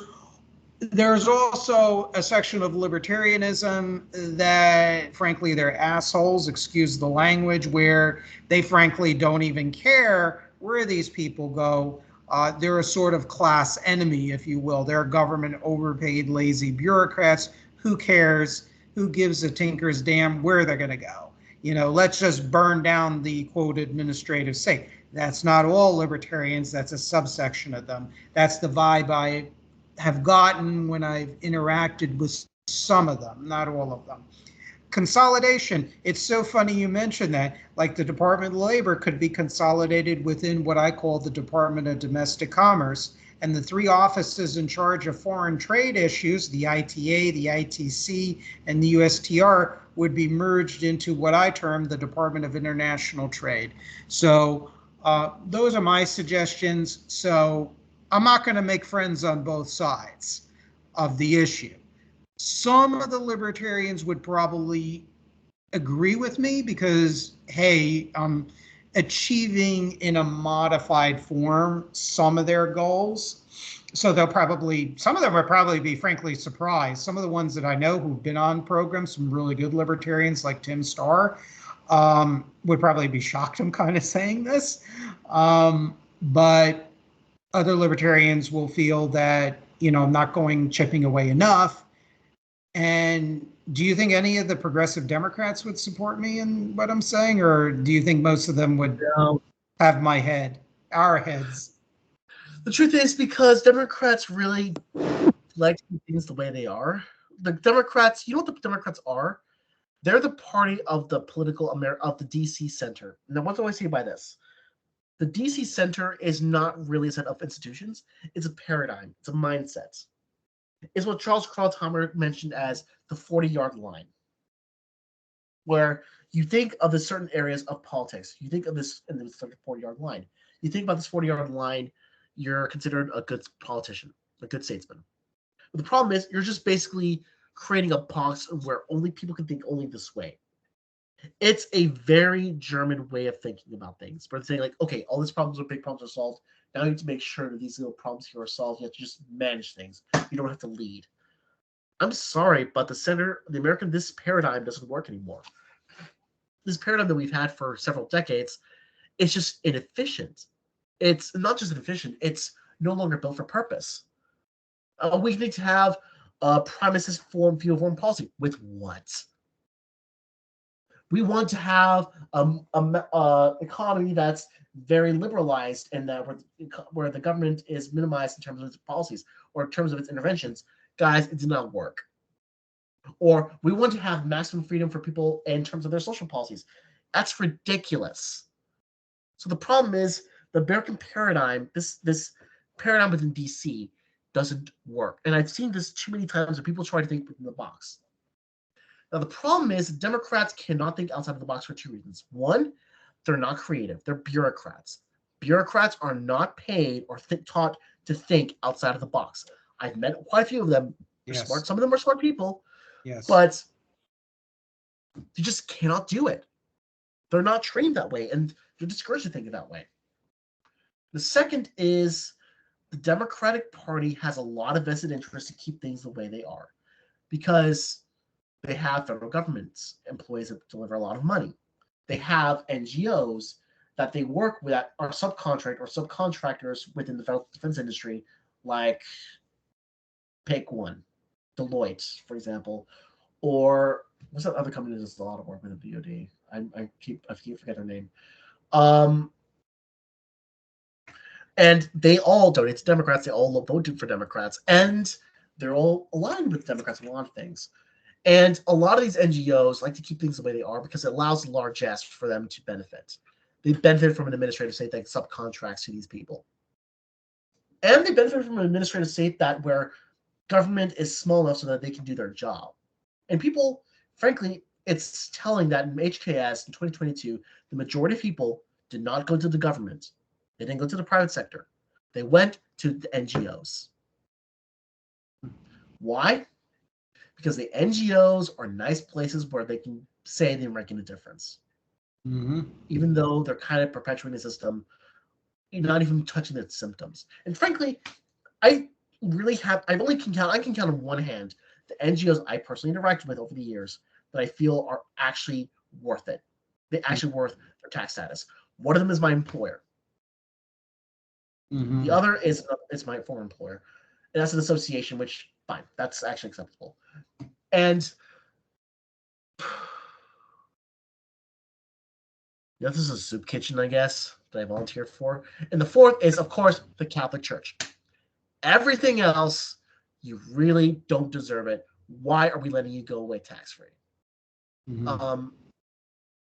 I really don't have a high view of philanthropy because I view a lot of philanthropy as very wasteful, just creating this like the Clinton, not the Clinton Foundation, but also the Bill Gates, Melinda Gates Foundation, where they just create a big institution where people get paid very well to solve problems that are not very well solved anyway, but they don't do a good job in solving, or they just treat the symptoms of it.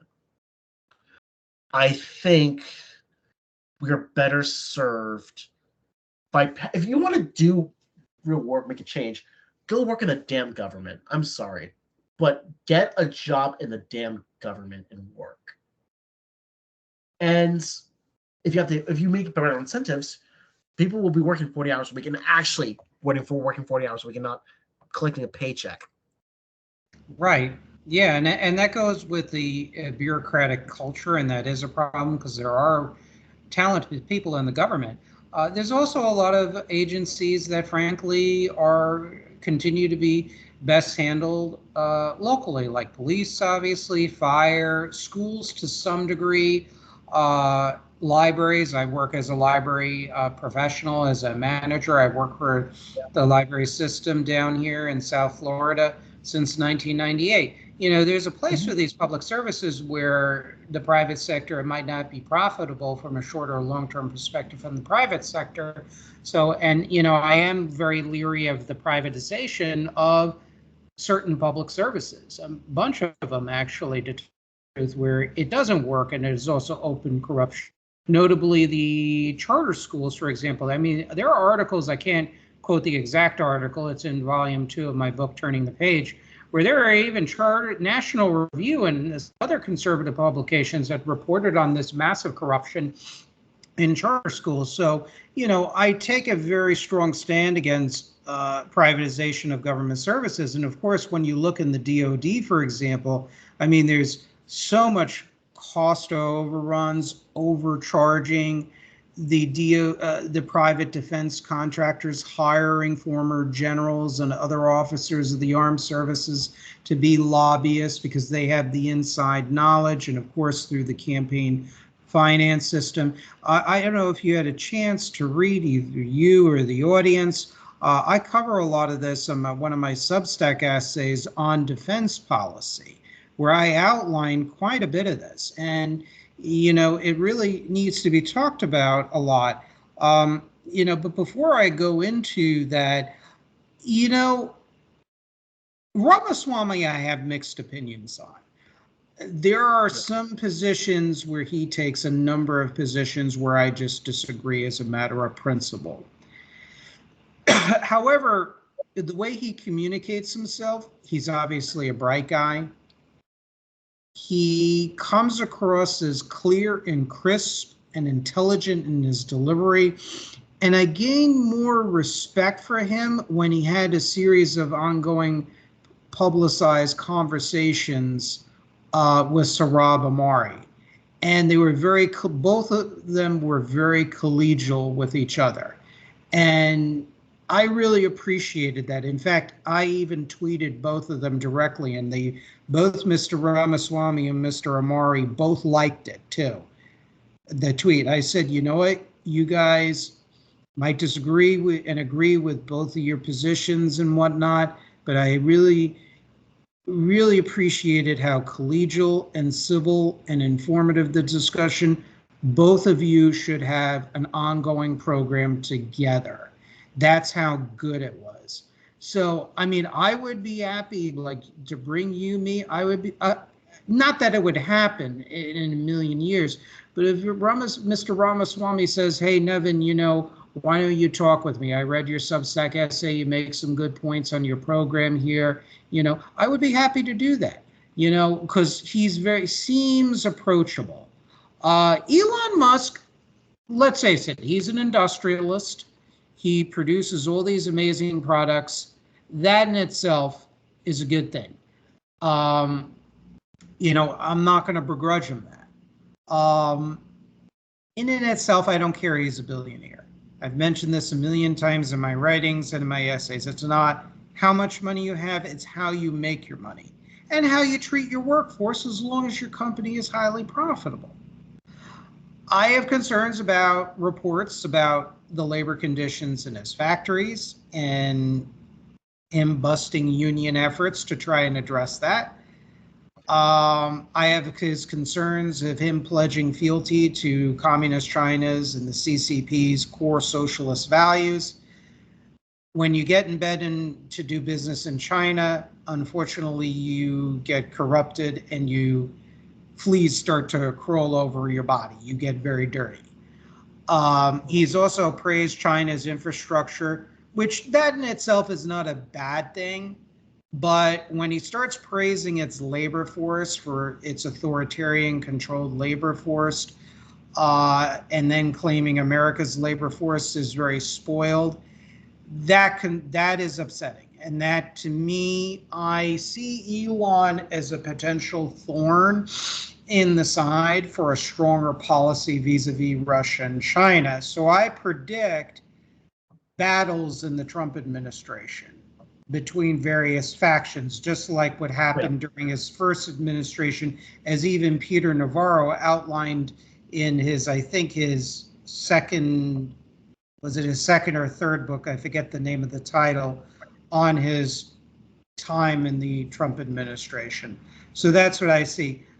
I agree with basically much of what you're saying. So I don't know what you think about my thoughts with the idea of government reform and DOGE, as well as my views on Vivek and Elon and all the rest of it. So I don't like Vivek.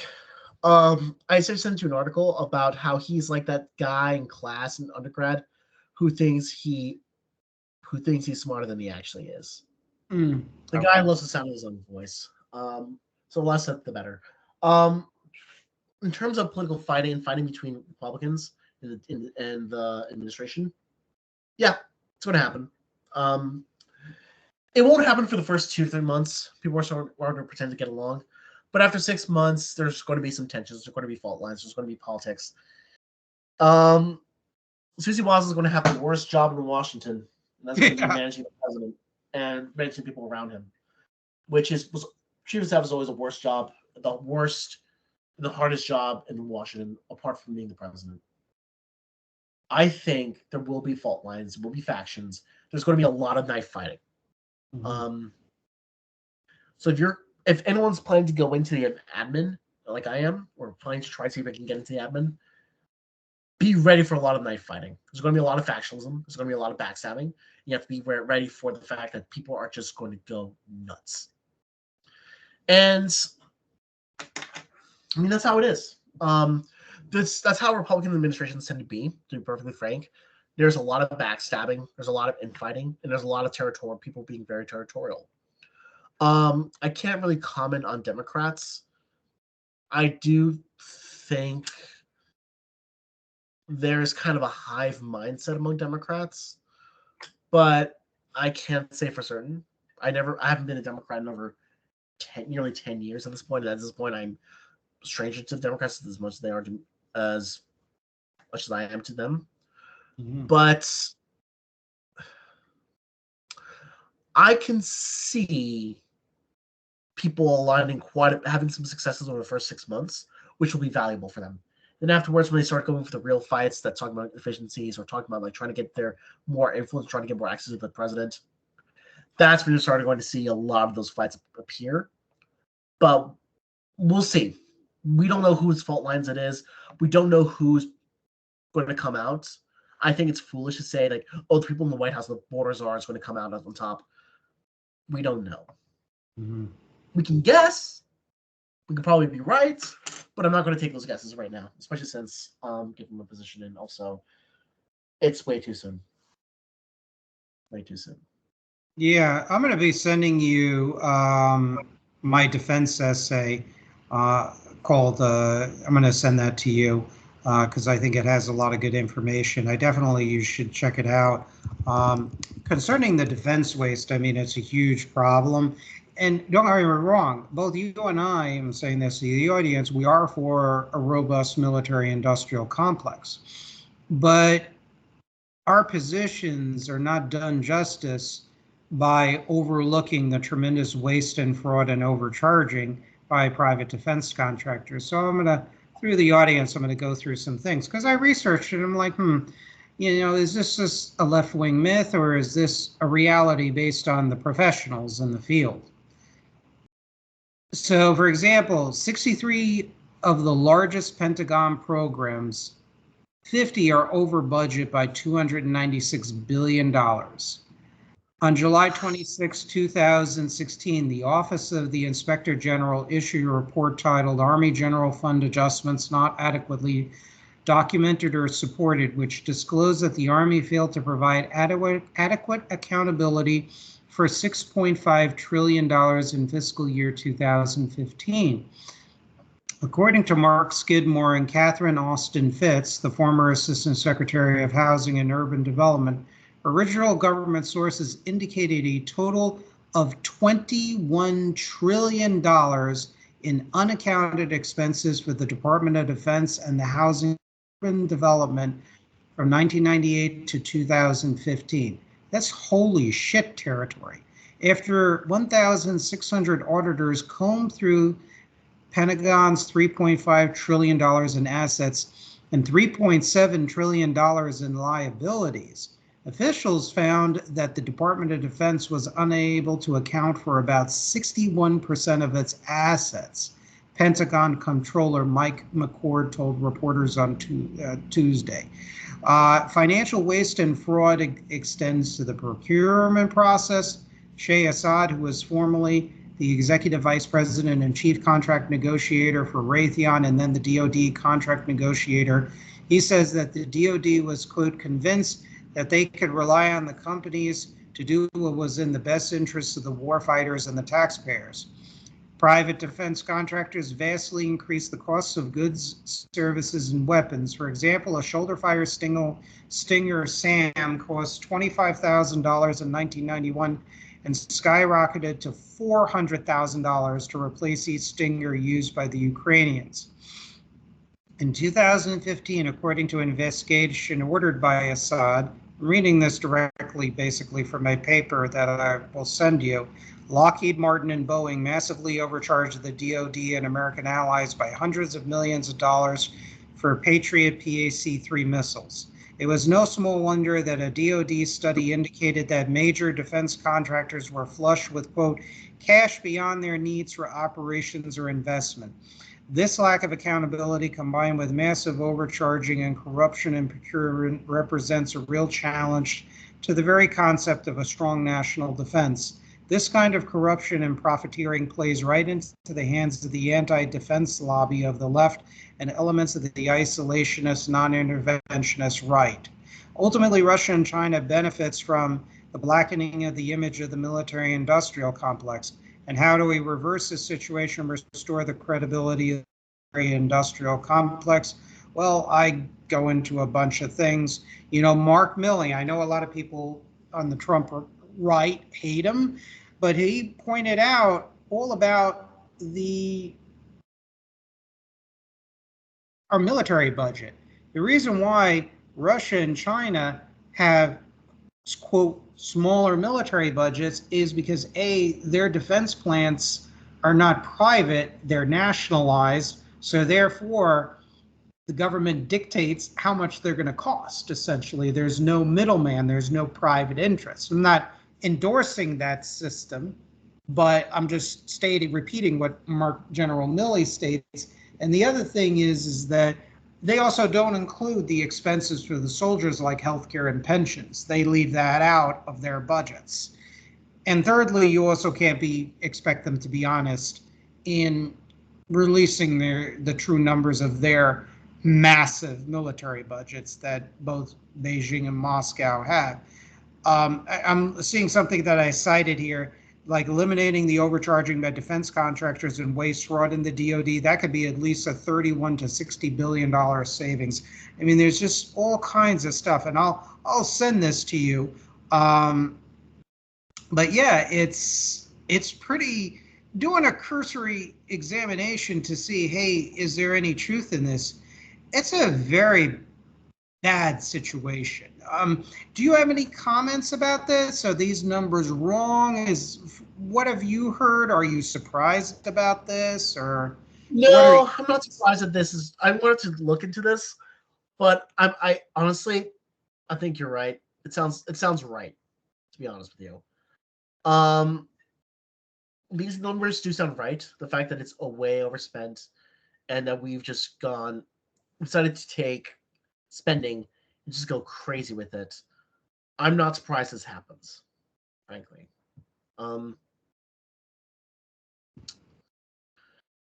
yeah, to be honest with you, it's going to be very, very difficult if we want to make things more efficient. And truth be told, starting with with military armed forces, it's going to be difficult already. But at the end of the day, we don't have a force that's really worth keeping, and we have more admirals than if you really have more admirals in the Navy than actual ships. Mm-hmm. We have a problem, people. We have a serious problem, and we're going to have to.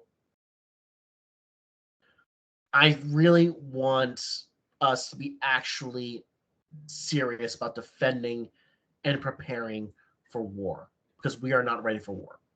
Right, we are not. No. No, not. We definitely are not. I've written extensively about that. Yeah, and that's a whole conversation we can have. That'll double the amount of time we've been on the program. My biggest concern in closing is Vivek and Elon going to take a look at this massive waste in DoD and with the private contractors? Are they going to use this as a stick to beat social spending for more, quote, vulnerable people, seniors, students, etc.? And that's a big concern of mine.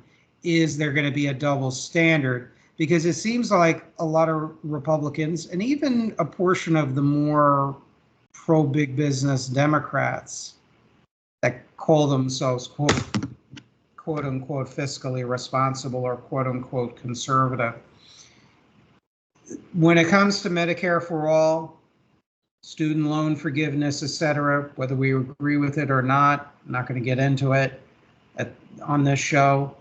They're like, oh, well, how are we going to pay for it? How are we going to pay for it? How are we going to pay for it? Oh my God, the sky is falling because Social Security and Medicare and Medicaid, there's not going to be enough funding. Oh my God, oh my God, oh my God. But when it comes to taking a look at the defense budget, it's like, oh, we're just going to pass it. No questions. Boom, boom, boom. And I get it. DOD, the armed services, they need the money. They need to be kept going. It's probably it is definitely one of the most important core functions of the U.S. government, as I said, is stipulated in the preamble of the Constitution. But there's no excuse for all this, just letting it go. I mean, basically, the Pentagon is running in the red. 3.5 trillion versus 3.7 was a trillion, or whatever the statistic was. There was a differential between assets versus losses. I mean, why isn't anybody talking about that? And I think we also have to take a look at also the number of overseas bases. I think there are core choke points that we need to, yes, have a presence of air and or naval power. But at the same token, and this is one of the things that Trump talked about, and he was 100% correct, is also allowing Europe to assume a greater share of their defense burden. And now there are indications where Europe is going to do so. And the other thing is that one of the challenges of the American system, there's no real long-range planning because government is divided so much on economics and defense issues and intelligence issues tremendously. There needs to be more unity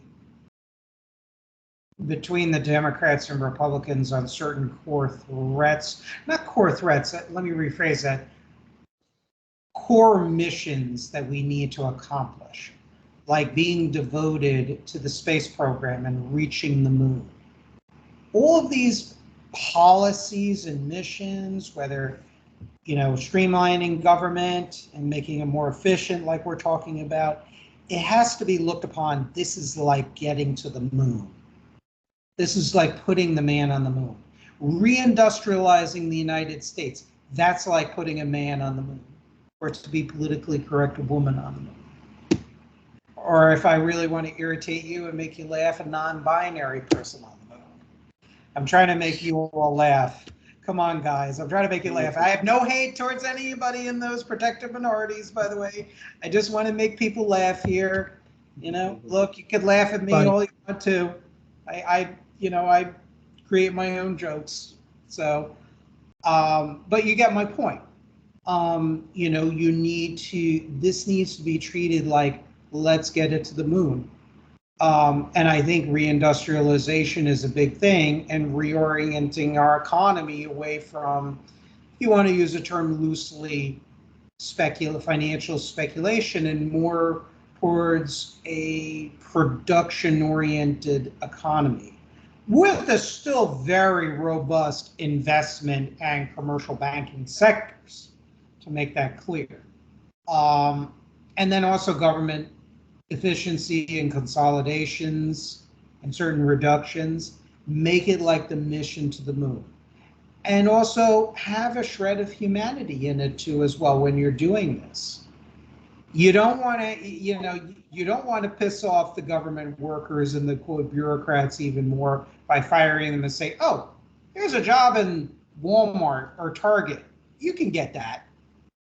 And my concern is there's that attitude. And one of the things I really took exception with Vivek is when he was very callous and cavalier about that. I watched those Republican debates and speeches, and that's a bad look, because I bet you dollars to donuts, there's probably some government bureaucrats and employees who really like their jobs. They have great ideas. They probably would be willing to accept conservative or libertarian ideas. I'm not saying a majority, but some of them. You don't want to piss those people off either. There are people who work in all levels of government that really have a passion for service. And you need to treasure those. And if there are redundancies and layoffs, you need to have an actual plan to place these people in positions that they could actually do or get them some training. There needs to be a process. And I really took exception. I think now that I remember his program while he was running for president, Vivek Ramaswamy, where he was saying, oh, I'm just going to fire all the people with the last name that starts with the letter A. I think he said something like that. That is crazy. That is crazy. That's just so arbitrary. That's like, saying I want to fight crime, so I'm going to arrest in a crime-infested area everyone that begins with the letter B. No, you got to look into the situation a little more. You can't just do something arbitrary. So I think you had a point about Vivek. With the article that you sent me and the thesis of that article, I think you have a point now that I'm thinking about it and reflecting on it. So in conclusion, I think these have to be done with a shred of humanity. You can't do shock therapy. like even with tariffs, I'm for a gradual increase in tariffs. You don't want to shock the system of the economy, like jolt it. This is something that has to be done gradual. And the way to package it is treat this as the moonshot. So any closing comments that you'd like to make? Agreement, disagreement, anything? I don't feel like there's really much I can say at this point, but on the fact that we're going to be interested for an interesting 4 years. There's some good news for this, is that the resistance or the anti-Trump hatred against Trump is not going to be as rabid as it was in the first term. People are now more resigned to it. It's like, okay, we now know what to expect. We're just going to shut up and deal with it, go over their lives. But those will be pissed. I think, but I would caution Republicans who are very celebratory right now, saying, like, yeah, we did very well. Like, guys, we did fine, but we did not have a blowout year. We still have a thin margin in the House. We did well in the Senate, and we probably will do very well in the Senate. But I would not be overconfident. We still, I say that political coalitions are not won, they're borrowed. And we can easily lose our political working class, our multiracial working class coalition together if we just if we overstep our mandate, or we just do something that's really stupid. The biggest worry I have is like, oh no, we didn't do this hardcore libertarian thing that people have been asking for 50 years. Like, no, people don't want that hardcore crap. Only those Koch brothers people want that. They wanted actual governance for prices to go down. Can you do that? Can you do the basic things that they voted for you on? If you can, then yeah, we'll probably do well in the midterms, and we'll definitely probably do very well for 2028. But if we can't, forget it. I mean, we're going to be screwed come 2026 or 2028. We're going to lose the House. We probably won't lose the Senate, but we're definitely going to lose the presidency in 2028 if we do not act with more seriousness and competence than we did last time. We borrow this coalition. If we want to win it, we want to keep it, we need to earn it. And with that, I think that's probably the best way for me to conclude. Yeah, I couldn't agree with you more. And it remains to be seen because, again, in the Republican ideological coalition, it is more disparate than people would probably think. And it remains to see how things will go. The only thing, if you would be correct about future elections, the only caveat I will say is it depends on then who the Democrats run. If they're going to run sort of Clintonian, Obama neoliberals or ultra hardcore DSA socialists, that's going to be problematic. A lot of Americans, swing voters like myself, we're not going to vote for that. Only their hardcore political tribalist voters and ideologues will vote for those types of candidates on the Democratic side. But if they could get a populist who's also a civic nationalist, who's not a socialist, who believes in a multiracial, multigender, working class, middle class, even throw in a portion of the rich in this grand coalition, and they market their message correctly and really tone down identity, cultural war politics on both sides, they could potentially win. And they would need a really effective communicator who is an effective campaigner who could also really manage and work the media too as well. That's if the Democrats can find that candidate, and there's nobody since Bernie Sanders, there's been no candidate who has that authenticity. Whether we agree with Bernie or like him or partially agree, partially disagree is immaterial. He was also an effective campaigner, particularly in 2016.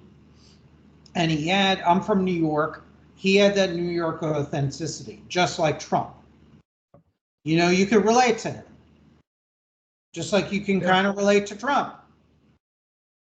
you know, or even a Tim Walz. You could relate to them.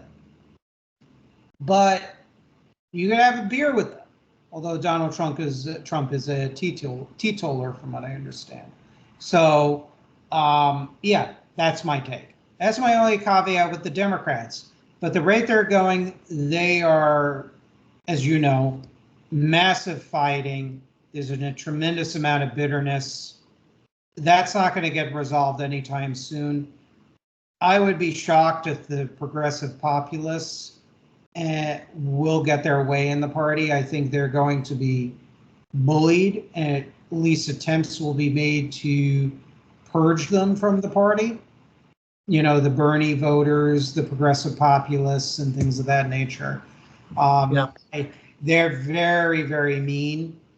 The people that the DNC, sort of Wall Street, big corporate tied Democrats, they're very mean and they're very vicious. I did some volunteer work for one Democratic candidate who I aligned with on certain issues, and I liked him personally. I've met and talked with him. There's a law professor at Nova Southeastern University, Tim Canova, and very enthusiastic campaign. He was screwed by the state and local and national Democratic political leadership. And who is he running against? Congresswoman Debbie Wasserman Schultz. So, who I don't want to say I've met, but I kind of interacted with her, and I know 2 or 3 friends of mine who have observed her, seen her, briefly talked with her, and not the most nicest person in the world. At one time, I opened the door like I do with all women and elderly. That's just the way I was brought up. I'm old school that way. Mm-hmm. And I opened the door. I was in Washington. I was at an event for the Coalition for a Prosperous America. This was back in 2011, 2012. And it was in a bar/restaurant, and we were all getting drinks because we did one of those fly-ins. Opened the door for her. I knew exactly who she was. And just she had that icy cold look and just walked right by. Not a hello, not a thank you.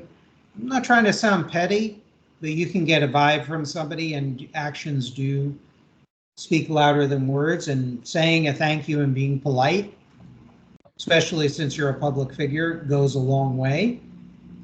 I did not like her. And generally people, I have 1 or 2 friends who live where she lives, in Weston, Florida. She lives there in a gated community. I'm not going to say where. And they do not like her. She's not a liked person. So she was very, very underhanded, allegedly, and vicious in undermining Tim Canova. So, I mean, issue-wise, I appreciate that Wasserman Schultz has taken stands against, Venezuela and Cuba and Nicaragua. She's voted against the resolution. She voted for, with caveats, the resolution denouncing socialism in Congress, although she put a very good caveat in there as well. That kind of was, strongly against neoliberalism, even though she is a bit of a neoliberal herself. She is not radical left like some of her congressional opponents. Some of her congressional opponents, while I might agree with some of the anti-oligarchy positions they may have and anti-corruption and anti-Reaganomics, some of the people who have run against her are way, way to the left of us and way to the left of even center-left people. So I don't mean to digress, but in giving a little introduction, I'm sure you probably know this, of South Florida politics. So, but yeah, that's what I have to say. And I wanted to thank you for coming on the program. I think this was a great and well-informed discussion. I think the listeners got a lot of good facts, a lot of things to think about. Where can people find your work, Heberto? You can follow me at the Young Tory. I do some fun posting, although I'm trying to work on science fiction while I'm not working, so I'm not going to be posting those politics ask right now. But you can find me on Twitter at Heberto Limas. You can also find me on The Young Tory, and I do occasionally write there. But that said, you will. I do try to see if I can post some more articles. I'm trying to get back onto writing on the side, but we'll see. Anyway, but thank you very much for having me, Nevin. It's always a pleasure talking with you. Yeah, pleasure as always. Thank you all. Thank you everyone for listening to this program. God bless America. Be safe and be kind to one another. Thank you again, and looking forward to having you again on the program. Of course.